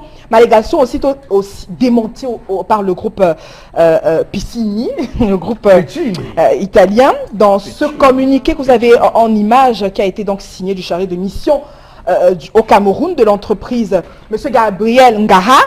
Et puis, toujours dans le dit communiqué, dans le cadre des prescriptions de l'État et de la CAF pour accélérer les travaux de l'infrastructure, l'entreprise donc a dû revoir son organigramme pour multiplier les équipes de travail. Est-ce la raison qui a donc poussé notre cher Marc Deban a démissionné? En tout cas, c'est cette nouvelle orientation du service qui n'a pas semblé plaire à M. Marc. Alors, sur la toile, certains estiment qu'il n'y a pas de coup de tonnerre, il n'y a pas à s'en faire. Les travaux vont continuer. Pourquoi en faire tout un tollé? D'autres estiment que pour un projet qui coûte des milliards de francs CFA, de centaines d'euros, il faut quand même s'interroger, une structure excessivement coûteuse pour le Cameroun et quelqu'un qui démissionne à un moment aussi critique du chantier. Eric Fopoussi, on pense que c'est louche. Alors pour vous rassurer, ce n'est pas l'image de Olembe qui est là-bas à l'écran, donc c'est loin d'abord d'être ça d'ailleurs. Alors j'aimerais faire une profession de foi avant qu'on ne prenne les débats et les commentaires sur ce sujet pour dire que, alors madame, monsieur, c'est quoi le patriotisme? Est-ce de pratiquer un suivisme moutonnier d'un bateau en pleine tempête et dont le capitaine se montre dépassé? On va évacuer le débat sur l'opportunité ou non pour le Cameroun d'organiser la CAN de football 2019. Normalement, une CAN, celle du vieillard, vous le savez, sert de support, de soutien. Excusez de peu, je m'étais promis d'ailleurs de ne pas évoquer l'opportunité ou non, mais pour dire quoi, parce que c'est très important qu'on le dise ce matin sur cette antenne. Un mois après la première visite d'inspection de la CAF, le Cameroun doit faire face à de nouvelles difficultés dans la construction de son stade d'Olembe. Et comme la déflagration est énorme et qu'on a vécu cela comme un gros boulet vendredi passé, il faut comprendre cette démission de l'ingénieur en chef Marc Deban comme effectivement ce que j'appelle moi depuis ce matin, un monsieur qui a vu le mal venir de loin. Moi je le pense. Il a vu le mal venir de loin. Les pluies ont commencé.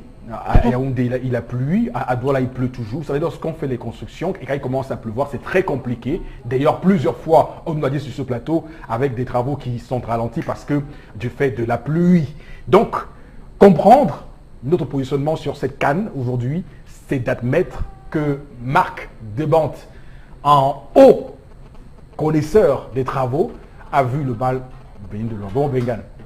Je pense comme vous qu'il a vu le mal venir et il ne veut pas graver son nom sur ce qui pourrait arriver. D'accord? Il n'a pas encore fait de déclaration officielle, mais moi je vais sur la base des camerouniseries, encore que c'est des hypothèses, je peux me tromper. Mais ici à la Douala seulement, je vais prendre 3 chantiers. Chantier PK5 Ndokoti, c'est-à-dire que à partir de passage à niveau de la rue de l'IPD à Ndokoti, il a fallu les premières pluies pour qu'on voit comment le sol ne tenait pas. Oui. Chantier de la douche municipale à Douala, les premières pluies aussi ont montré que le bitumage n'a pas été. Troisième et dernier chantier à Douala, la route de Bonabéry, ancienne route. Oui, Et route de Bonabéry. la communauté urbaine a eu du mal. Je ne sais pas si M. Tonin a déjà réceptionné. Non, il n'a pas réceptionné. Voilà, ces chantiers-là. Mais toujours est-il que les Camerounaiseries ont fait que, non, vous voyez bien, il y avait même les fleurs à Bonabéry, on plantait les fleurs partout à la douche municipale et tout ça, et ça ne donnait pas. Donc, non, c'est qu'effectivement... En attendant la déclaration officielle de l'ingénieur qui part, je pense effectivement qu'il y aurait des rétrocommissions.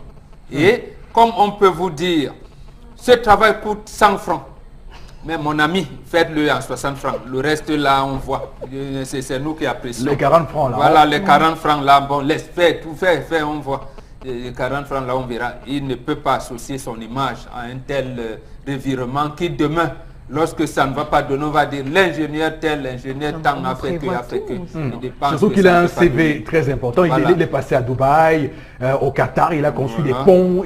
C'est un type extrêmement capé en la matière. Ça entre, deuxième cas, je termine par là, dans ce que nous disons, et nous l'avons répété tout à l'heure, la navigation à vue. Oui. C'est quand même en 2008 qu'on a lancé le programme de développement des infrastructures sportives dans notre pays.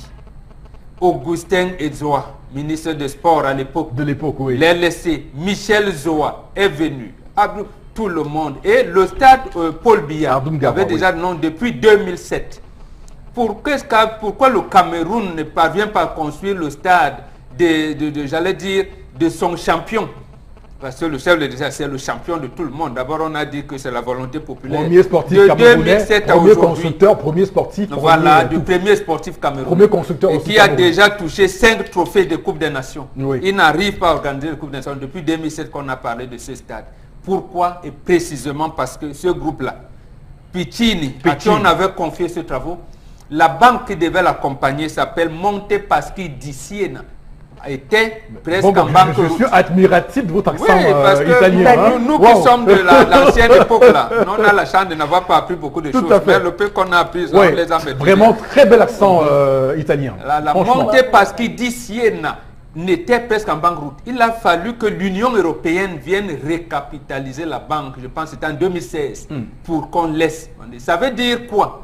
Ça veut dire que le président de la République du Cameroun ne veut pas qu'il y ait les banques qui financent le développement, les projets dans notre pays. Mais il laisse que les Européens, eux, financent les banques là-bas, récapitalisent les banques pour faire les opérations ici, chez nous. Voilà, donc en fait, c'est lui qui cause même le goulot d'étranglement. Oui. C'est lui qui est le responsable même de l'inertie.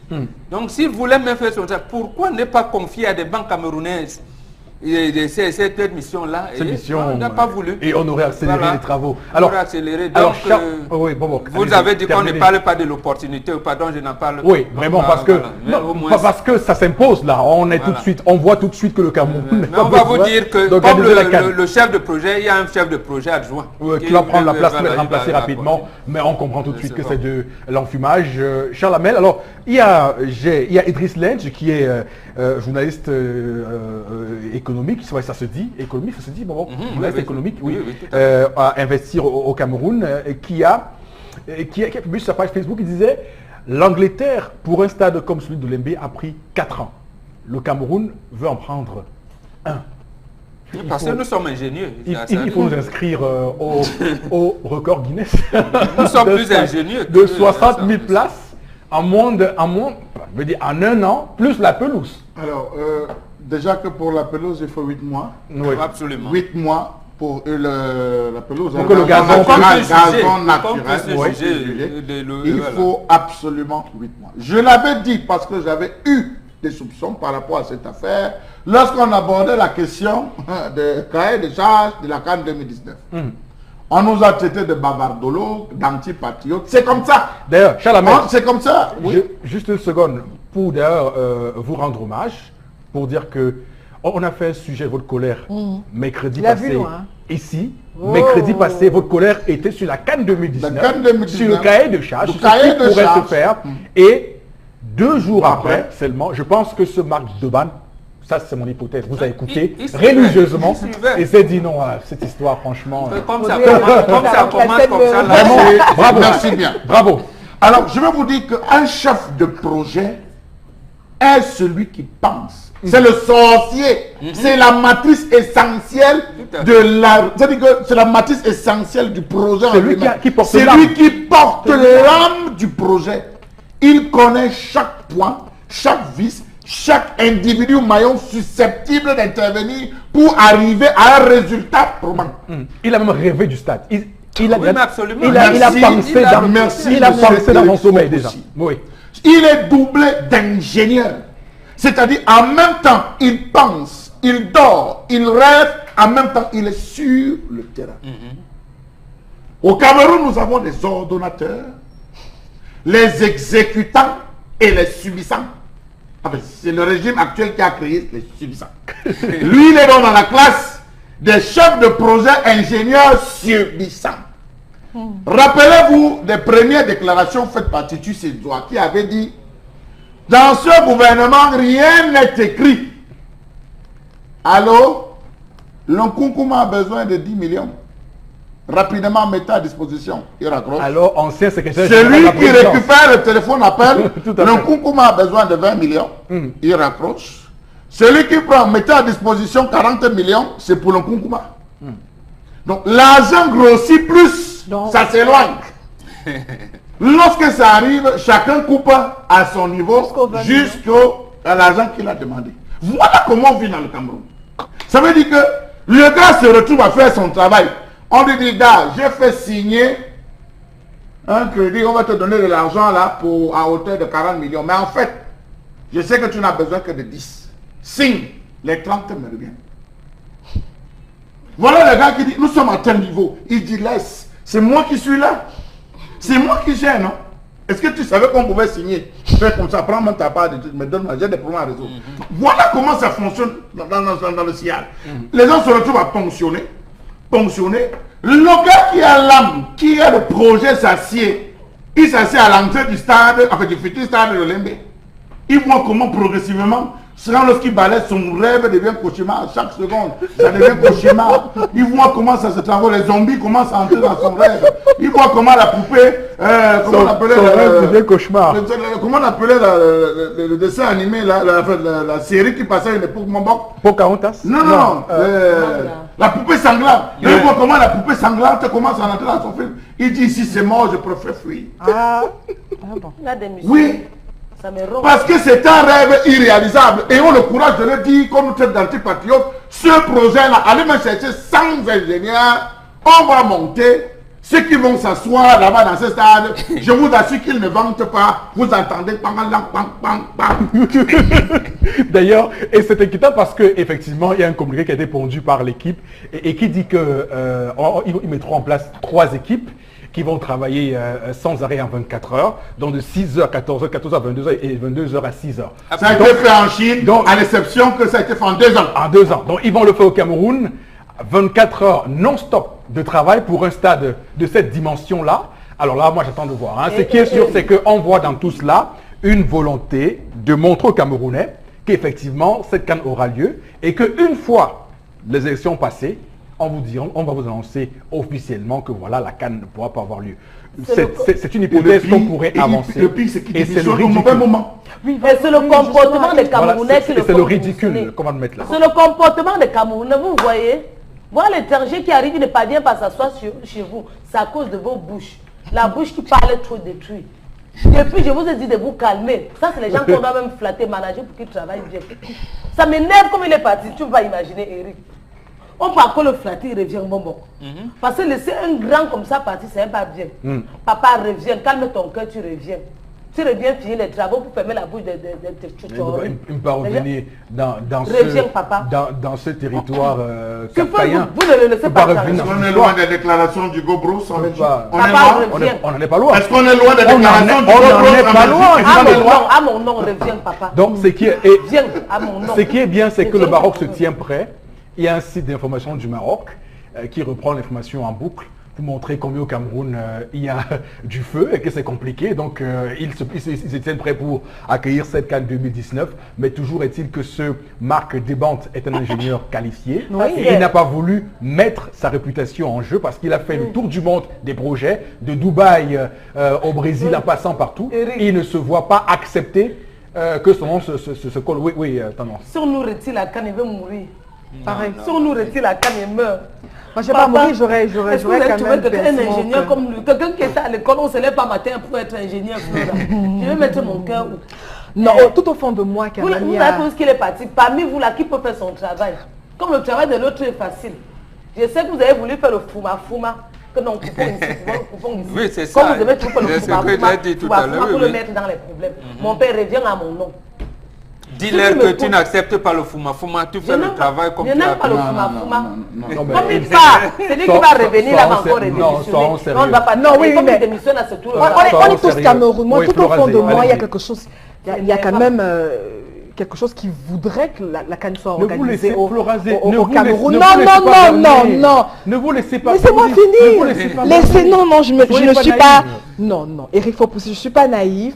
Je dis tout au fond de moi. Je dis bien tout au fond de moi, je voudrais bien que cette CAN, je voudrais avoir cette CAN au Cameroun. Mais alors, oui, merci Chalamel. Pourquoi voulez-vous? Il aime voir les étrangers qui viennent de Parce que je suis camerounaise, Éric Fopoussi. Ben oui, parce que je suis camerounaise, oui. Alors, ce que je veux dire, c'est que ça craint maintenant qu'on ait cette démission aujourd'hui. Pourquoi? Parce que les projets au Cameroun, on les commence, on les débute très mal, on les achève très mal. Encore qu'il faut se poser la question de savoir si on les termine, on les boucle même les projets au Cameroun. C'est ça le malaise. Maintenant, peut-être que le scénario que Chalamel a évoqué tout à l'heure peut se vérifier. Mais vous avez en tout début de vos propos évoqué la saison pluvieuse et autres. Non, Éric Fopoussi. Tout ça est planifié. Nous avons pratiquement 2 saisons au Cameroun. On sait qu'il y a la saison sèche. Laissez-moi alors terminer. Il y a la saison sèche, on sait qu'il y a la saison pluvieuse. Donc ce que je veux dire, c'est qu'il y a autre chose. Il y a autre chose.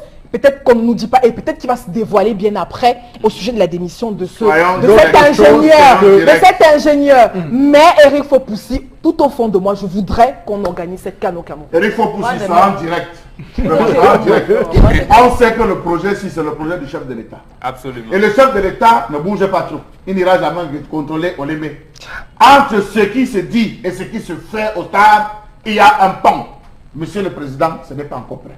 Qu'est-ce qu'il faut? De l'argent. On décaisse de l'argent qui n'arrive pas sur le terrain. Voilà ce qu'il y a. Et je crois que là, à ce niveau, je vais rejoindre Messanga Yamding avec cette histoire de coup d'état scientifique. Je vais le rejoindre là. Parce que le chef de l'État doit sortir pour aller lui-même consulter cela. Et surtout mais ce n'est pas le coup d'état scientifique qui l'empêche de sortir. Et surtout rappeler la jurisprudence. C'est lui qui refuse de sortir. Et surtout rappeler la jurisprudence de 112 lors de la CAN que le Cameroun a organisée en 72. Voilà. Aïdjo avait, juste après cette CAN-là, mis les gens en prison. Absolument. Et il n'est pas exclu que les perviers puissent également guetter tous ceux qui, comme Flora, espèrent cette CAN au Cameroun. Oui. En une seconde, si vous permettez, Aïdjo venait voir la construction de palais, même le marché central à Douala, à Yaoundé, Son Lolo, Lucam. Même les maisons de parti, comme on appelait à l'époque. Mais le chef de l'État s'est déplacé une fois, à ma connaissance. Il est allé voir le chantier à Ibolova, du comice une seule fois. S'il allait régulièrement faire les visites des stades, il aurait rencontré le chef de projet qui lui aurait dit que non. Et c'est là, en tout cas, le président peut être empêché, vous envoie, vous faites. Les plus grands turiféraires de ce régime vont dire que depuis un certain 6 avril 1984, le président Paul Biya a changé sa manière de voir la gestion du pays. Voilà. Alors, Florazé, l'autre sujet de cette matinée. Oui, nous terminons avec cette information qui va, une fois de plus, pourquoi pas penser au cinéma africain et peut-être camerounais aussi. La mort du cinéaste Idrissa Ouedraogo, qui est donc décédé ce 18 février, réalisateur cinéaste burkinabé. On rappelle qu'il est né le 21 janvier 1954. Alors, à l'âge de 64 ans. Donc il décède au Burkina Faso, auteur d'une quarantaine de films, notamment peut-être Bombo va se reconnaître dans le livre La colère des dieux. Absolument. Et des films comme Tilai, déjà, le père de Tilai. À 92 également, on a Samba Traoré, ça c'est best. Et aussi récompensé dans les plus grands festivals. On le rappelle, là, obtenu notamment le grand prix du jury du festival de Cannes pour le film Tilai en 1990. Et puis selon le président Rockmac, Christian Kaboré, l'Afrique perd l'un de ses plus valeureux ambassadeurs dans le domaine de la culture. Pas seulement au Burkina Faso, même au Cameroun, il a inspiré pas mal de cinéastes qui ont notamment fait tourner, ses publications, absolument, ses œuvres en boucle sur la toile, sur les réseaux sociaux, et on ne pouvait pas passer à côté de ce chef-d'œuvre. Oui, et moi, ce qui me marque sur l'histoire, c'est que effectivement, j'ai vu la proéminence avec laquelle le président burkinabé, M. Kaboré, a rendu hommage tout de suite après l'annonce du décès à cet homme. Au Cameroun, on voit les gens qui partent, des grands hommes d'ailleurs, mais il y a un mutisme à la présence du Cameroun. Il y a un mutisme. À quoi c'est dû? La culture est pendant les obsèques qu'on va avoir un représentant qui vient poser une médaille et tout. C'est-à-dire souvent quand on est Camerounais, on se dit mais c'est quoi cette histoire? En France aussi, lorsqu'on voit une icône partir, directement l'Élysée publie un communiqué. Au Burkina, la même chose, des pays qu'on considère comme des pays qui ne sont pas au rang du Cameroun, font des choses extraordinaires. Mais au Cameroun, l'artiste, on s'interroge aujourd'hui sur le rôle de l'artiste au Cameroun et pourquoi ce manque de reconnaissance au final. On ne s'interroge pas. On sait qu'on a sacrifié les artistes. Il faut dire les choses comme elles sont. Le renouveau a sacrifié les artistes. D'abord, il n'y a plus les salles de cinéma sont transformées en églises. On a tellement prié Dieu qu'après Dieu lui-même peut-être, on a tellement prié qu'il est devenu sourd, donc il ne nous écoute plus. Les salles de cinéma n'existent plus. D'ailleurs, puisqu'on en parle, il y a un film qui fait actuellement le buzz, comme on dit. Je sens les Camerounais retrouver une appétence pour le cinéma depuis ce week-end, Black Panther. Je vois les gens s'aligner devant les salles. Je n'ai pas bien compris pourquoi cette émulation, cette subtilité. Non, de manière sérieuse. Ce monsieur Oudraogo, tout comme Semben Ousmane, était, j'allais dire, on voulait avec Basek Bakobio et Biya, beaucoup de cinéastes camerounais, quand ils lançaient ce qu'on appelle l'écran noir, c'était avec les larmes aux yeux. Je me rappelle encore, c'est-à-dire, quand il arrive au Cameroun, il pleure. Il pleure, Oudraogo, on était là, jeune reporter, mais c'est pas possible. Donc, et quelques temps après, même à la mort de Semben Ousmane, c'était la même chose, mais dit, il y a Basek Bakoubi, mais le Cameroun, regarde Ambroise Biya, regarde, mais c'est terrible. Bon, mais bon, comme dit souvent, nous aimons dire en Afrique, la terre aussi mange les gens. Donc vous ne pouvez même pas nous laisser, et certaines langues qui pourraient encore nous apprendre beaucoup de choses. Mais bon, malheureusement, c'est la voix de tout le monde. Vraiment, je lui souhaite. Ça fait comment moi, vraiment, ce qui m'intéresse, c'est de faire le parallèle avec le Cameroun. Hein. Oui, absolument. Il y en a Charles Hamel, on a tué les artistes chez nous. Oui, Charles Hamel, c'est un contexte, on le dit ici, pour davantage crier et tirer la sonne d'alarme sur la situation dans laquelle le cinéma camerounais est plongé. Est-ce que nous avons même de parler de lui, non, de parler de Idrissa Ouedraogo. On ne le connaît pas ici au Cameroun. Oui. On ne le connaît pas. Hein? On ne le connaît pas ici au Cameroun. Non, je veux dire qu'il était au-delà de cette dimension parce que si on l'avait connu, on devait faire l'effort de se rapprocher de quelqu'un comme celui-là. Il est venu plusieurs fois rencontrer, excusez-moi cette expression, ces sujets de la France qui sont là dans les départements ministériels de la culture avec des projets. Comment le FESPACO a-t-il fait pour devenir une référence mondiale? Comment? Et que les écrans noirs soient réduits au regroupement de 5 à 6 personnes au Cameroun. Posez-vous les bonnes questions. Est-ce que ceux qui sont assis là derrière dans les fauteuils confortables, les fauteuils chauffants des ministères, est-ce que ces personnes connaissent ce que c'est que la culture et la valeur le plus ajoutée de la culture? Rappelez-vous le quartier Mozart. ça veut faire tabac. Mais Oui. pour quelle administration, pour quel gouvernement? Sangomalo. Ils ne se reconnaissent Sangomalo, par pas. exemple. Sangomalo, ils ne se reconnaissent pas à l'intérieur. J'ai été m'incliner sur la tombe de Dieu de Nafana. Ah oui. Vous savez dans quel état sa tombe se trouve? J'ai été m'incliner devant la tombe de René Mikiombamba. Vous savez comment la tombe de ces gens, comment la tombe de ces gens se trouve? Vous parlez de quoi dans ce pays? Arrêtons ça. Oui, tendance Ce également. sont les autres qui rendent hommage. Va réagir. Mais ils rendent hommage et on espère aussi que nous puissions copier cette dynamique républicaine qui se met en place. Vous allez même loin. Saint-Lazare Mougou est décédé. Oui. Quel hommage on a rendu à Saint-Lazare Mougou? Un artiste du micro. Qui pour moi reste le meilleur. Un artiste du Il micro. est le meilleur au Cameroun de tous Vous les parlez, temps. on parle de Saint-Lazare quoi à dans Mougou, ce pays? de toute façon. Que son âme. Saint-Lazare à Mougou. Voilà, la mort. La mort, c'est même quoi un bon Oui. Ou comme même ça fait comment, papa, que ton âme repose Le en paix. changement de la C'est vie, tout on ce change que je de peux dire. vie. Et c'est le chemin de tout le monde. Donc, papa, que ton âme repose en paix. C'est comme ça quand Dieu est là, qu'arrivé, tu arranges la place, tu nous attends aussi. Chacun a son jour. Absolument. J'en ai terminé, Eric. Oui. Oui, non, je Florazé crois- également, on va avoir un mot sur ce Oui, sujet. c'est très triste, il faut pousser. Parce Ouais. que quand on évoque le cinéma au Cameroun, Oui. c'est un échec. Ou alors, quand on évoque les jeunes qui veulent croître dans le cinéma ou bien dans la musique, ils sont rangés comme des vauriens, etc. Pourquoi? Parce que les pouvoirs publics n'accompagnent pas ces gens. Mais quand vous arrivez dans les pays comme vous arrivez en Côte d'Ivoire, vous arrivez en Guinée-Conakry, vous arrivez au Burkina Faso, où vous voyez comment justement le cinéma africain commence à être émergent de ce côté et où justement les cinéastes peuvent se lever et parler fort. Aujourd'hui, quand vous êtes cinéaste au Cameroun, c'est à l'extérieur qu'on loue vos œuvres. Hein.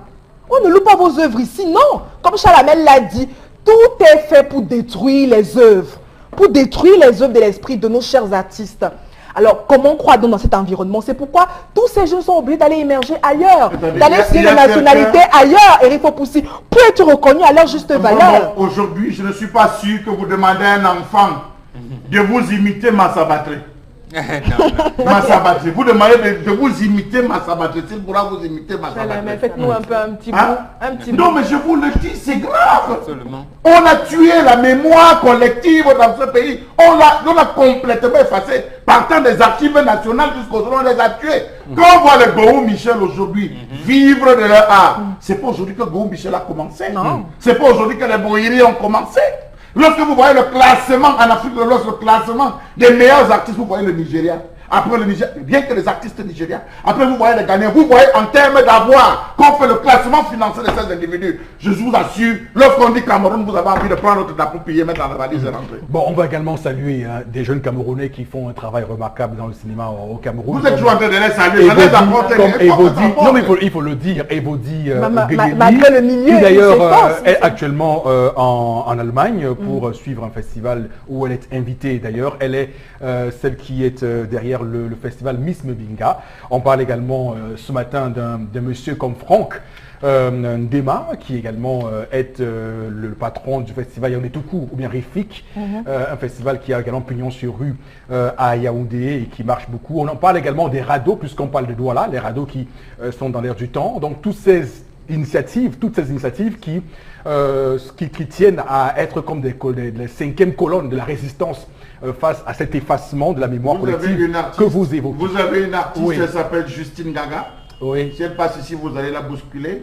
Elle a été reconnue par le gouvernement colombien et le gouvernement américain pour aller faire la décoration l'art de la rue, l'art de rue. Oui. L'art de rue en Colombie et aux États-Unis. Justine Gaga, c'est une pauvre, une jeune fille que le gouvernement a reconnue ici. Regardez comment les gens urinent sur les axes, tournez assis. Regardez comment les gens pissent n'importe comment ici à Douala. On pouvait décorer les murs abandonnés, même le stade de Mbappé, on peut seulement décorer toutes ces barrières et décorer la rue. Et sensibiliser aussi les citoyens de ne plus Non, non, uriner, de ne Nous plus avons des gens qui uriner n'utilisent pas. Non, non, mais les ils doivent espaces. savoir ça. Ils doivent savoir ça. C'est terrain, c'est énervant. Charles, c'est vrai, hein, mais après. Après, quand même, Mais à après chacun quoi? C'est encore à plus chacun grave. sa responsabilité S'il faut aussi. porter dans la culture camerounaise, je vous dis, comme Père Jean-Pierre Bekolo, qu'on lui dise, bon jeune homme, Bassek, venez, on fait comment? on fait comment, on leur donne les moyens, les possibilités, les trucs, et vous allez voir au bout de 6 mois, c'est ce qui va se faire. Non, je peux vous dire que en termes d'artistes, ça ne manque pas au Cameroun, mais je peux aussi dire que le professeur Narcisse Mollé Kombi fait un travail remarquable. Oui, avec un budget d'1 milliard, Donc, budget d'1 il milliard essaie de ou faire- 60% du il budget, c'est essaie dans le de fonctionnement. faire le peu qu'il peut faire pour Non. remettre l'artiste au centre du jeu. Vous avez l'un Et- des artistes et d'ailleurs- camerounais, Louis Epé. Oui. Il est installé à Bonendal. Louis Epé a fait un ensemble de travaux remarquables pour le musée du Quai Branly. Il a fait un ensemble d'œuvres. Quai Branly en France. Il y a d'autres. Je veux vous Eco dire, il Roosevelt, a même on ses fait tableaux. venir Eco Roosevelt, un grand maître de la musique, il est où? Il a est même ses tableaux dans les bureaux de Jacques Jacques Chirac. Je dis Louis Epé. Alors. Mais ici au Cameroun, il a appris. Ben, je peux vous dire que les artistes camerounais Ton sage. qui sont à l'étranger et qui ont réussi à percer à l'international sont assez nombreux. Donc si on commence à les citer, On a Francis on ne, Mbembe, pourra, c'est même on ne réussira pas à sortir de ce programme juste en citant ces noms des grands maîtres de l'art au Cameroun. Madame, Messieurs, merci infiniment à vous. Merci Florazé pour ces informations qui font le buzz sur Internet.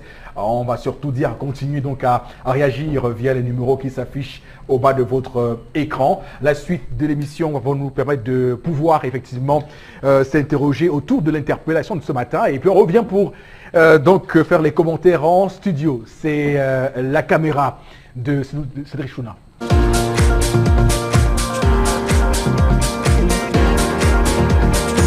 Le progrès déjà, hein, c'est que les Camerounais doivent changer de mentalité. Il y a déjà un point. L'éducation est à terre au Cameroun. Les Camerounais ne parlent pas de l'éducation alors que l'APE est en train de tuer tout le Cameroun. D'accord? Ok. Donc si déjà tous les Camerounais peuvent se lever un matin, taper la main sur la table pour qu'on arrête l'histoire de l'APE, je crois que c'est déjà un grand changement. Un grand changement, je dis bien. Si c'est déjà de ce côté, je peux m'arrêter là.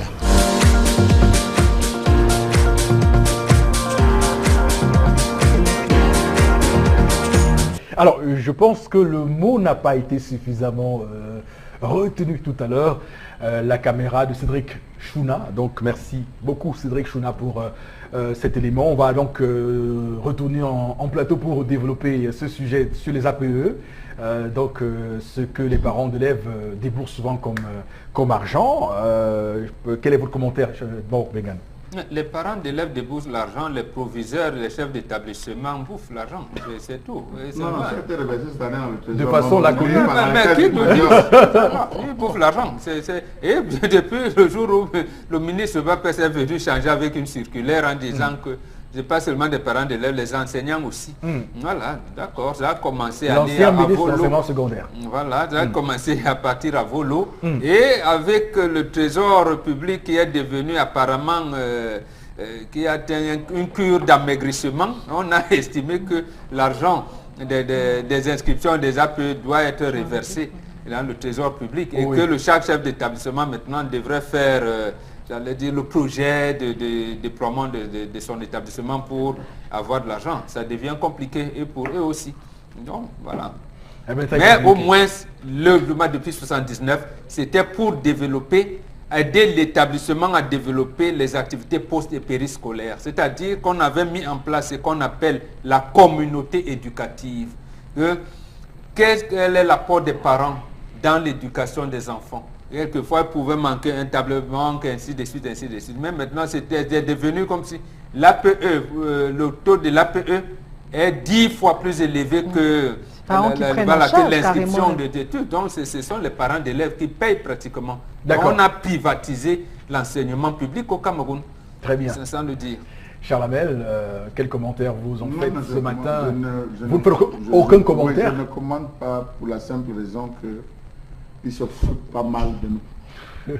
Mais c'est un commentaire. C'est un assassinat collectif. Oui. C'est parce que je sens ma tension monter, donc c'est un assassinat collectif.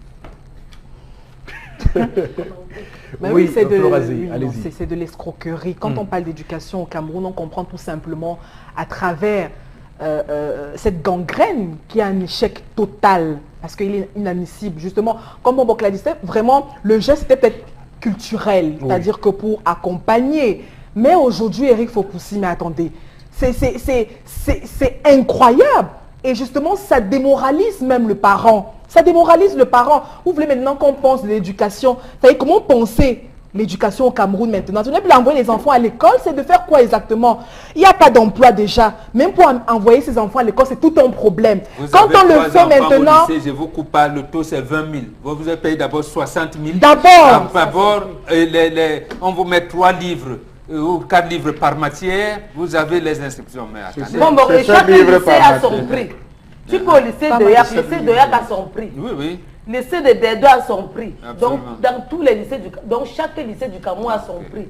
Donc, on voulait un prix, un taux forfaitaire qu'on peut payer, que chaque parent peut s'en sortir. Absolument. C'était 7500 à l'époque. C'est grave.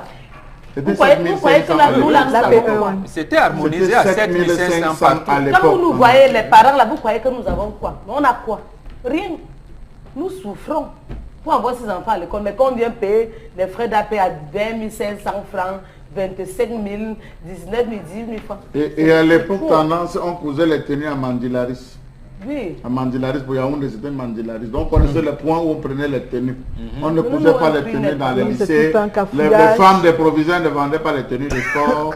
Les épouses des intendants n'étaient pas là pour faire les reçus, donc c'était connu.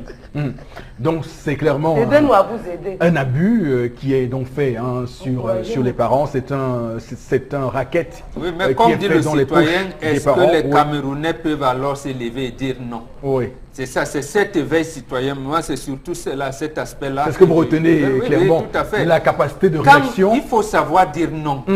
Quand on dit non, on l'exprime, on ne reste pas sous cap.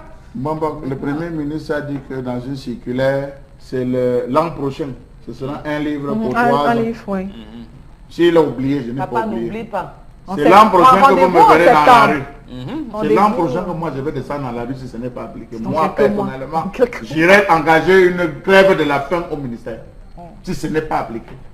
Parce que nous, on sait. Oui, parce que ce que Mbombok évoque, c'est très important. Et comme Chalamel le dit, c'est à ce moment-là aussi qu'il faut que les parents sortent. Parce que si nous nous plaignons du manque de moyens, déjà, pour nous acquitter de ces frais qui sont très énormes, moi je pense, pour l'APE, maintenant à ce niveau, si ce que le ministre a notamment signifié officiellement n'est pas pris en compte, il faut donc que tous les parents sortent et marchent pour ça. Je rappelle que d'ailleurs le terme APE est assez clair, Association des parents d'élèves. Donc je pense que pour des frais qui sont censés être versés par les parents, ça devrait être aujourd'hui beaucoup plus suivi, du moins en termes de contrôle et de voir ce à quoi ça rime, ces frais d'APE.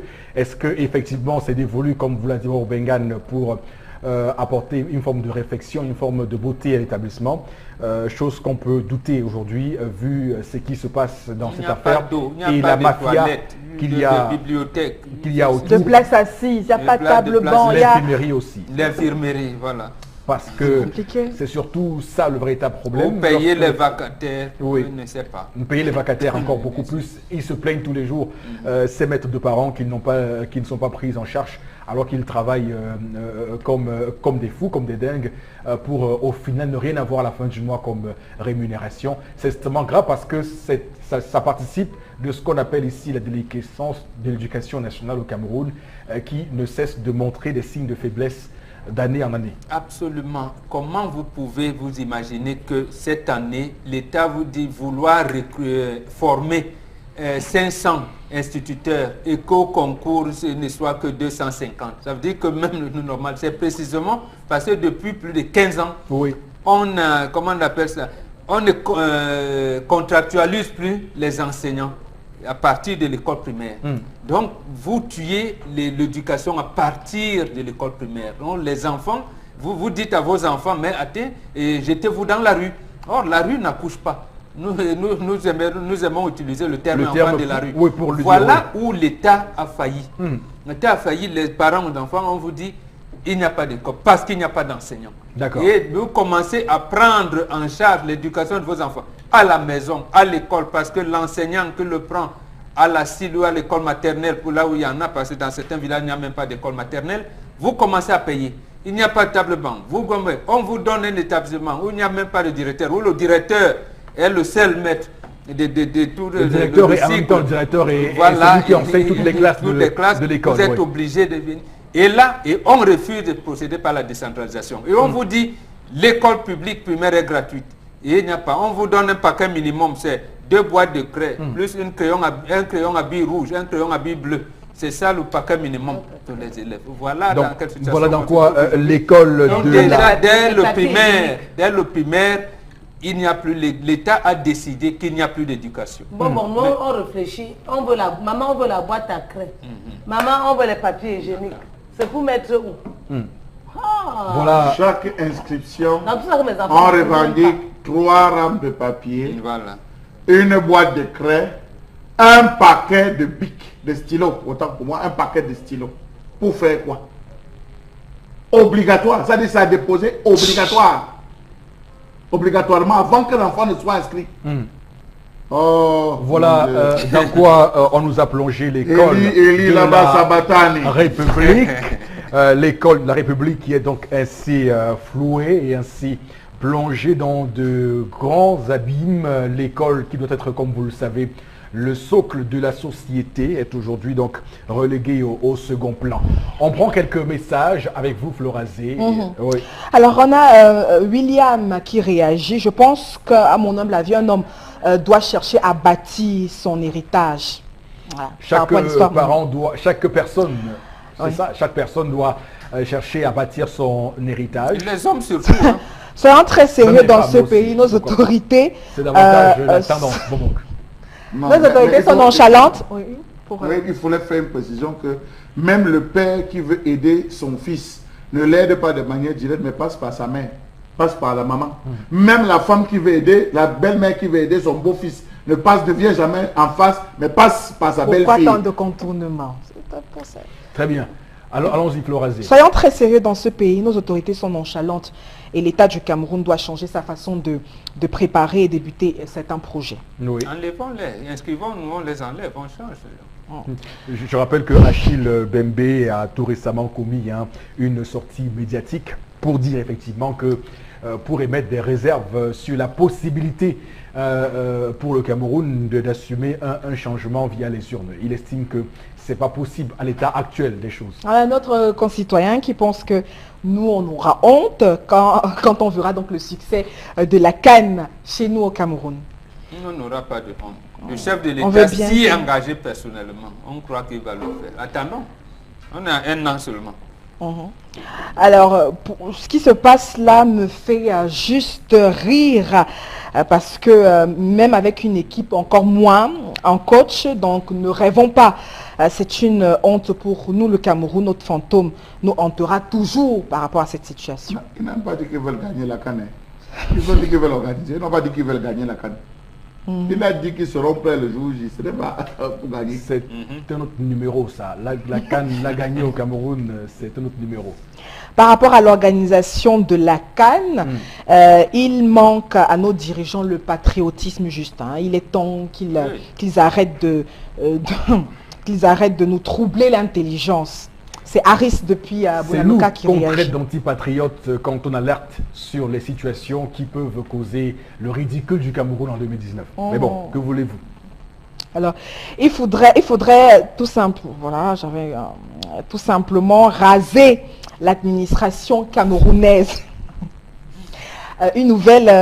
Afin de diverser une nouvelle ère, afin de pallier à tous ces problèmes, car le gouvernement est pourri. C'est Lionel depuis Banjoun. Mais on fera quoi alors de l'ENAM? Si vous rasez, c'est l'ENAM qui forme. L'ENAM va remplacer. Et on connaît les conditions d'accès à l'ENAM. Mes chers frères, si vous rasez, les mêmes gens vont revenir. Puisque ce sont les enfants qui sont là-bas. Il faut penser à tout le monde. Les personnes de la 11e région, nous n'avons toujours pas une région qui nous appartient. Donc, je ne sais pas à quoi il fait. Je suis d'accord avec, par rapport à l'histoire du jour. Bon, c'est pas ce que Chalamel a évoqué. Autre SMS, je ne suis pas d'accord avec ce que vous dites. Je pense bien que par rapport à la CAN se déroulera au Cameroun. Autre SMS. Autre réaction ce matin.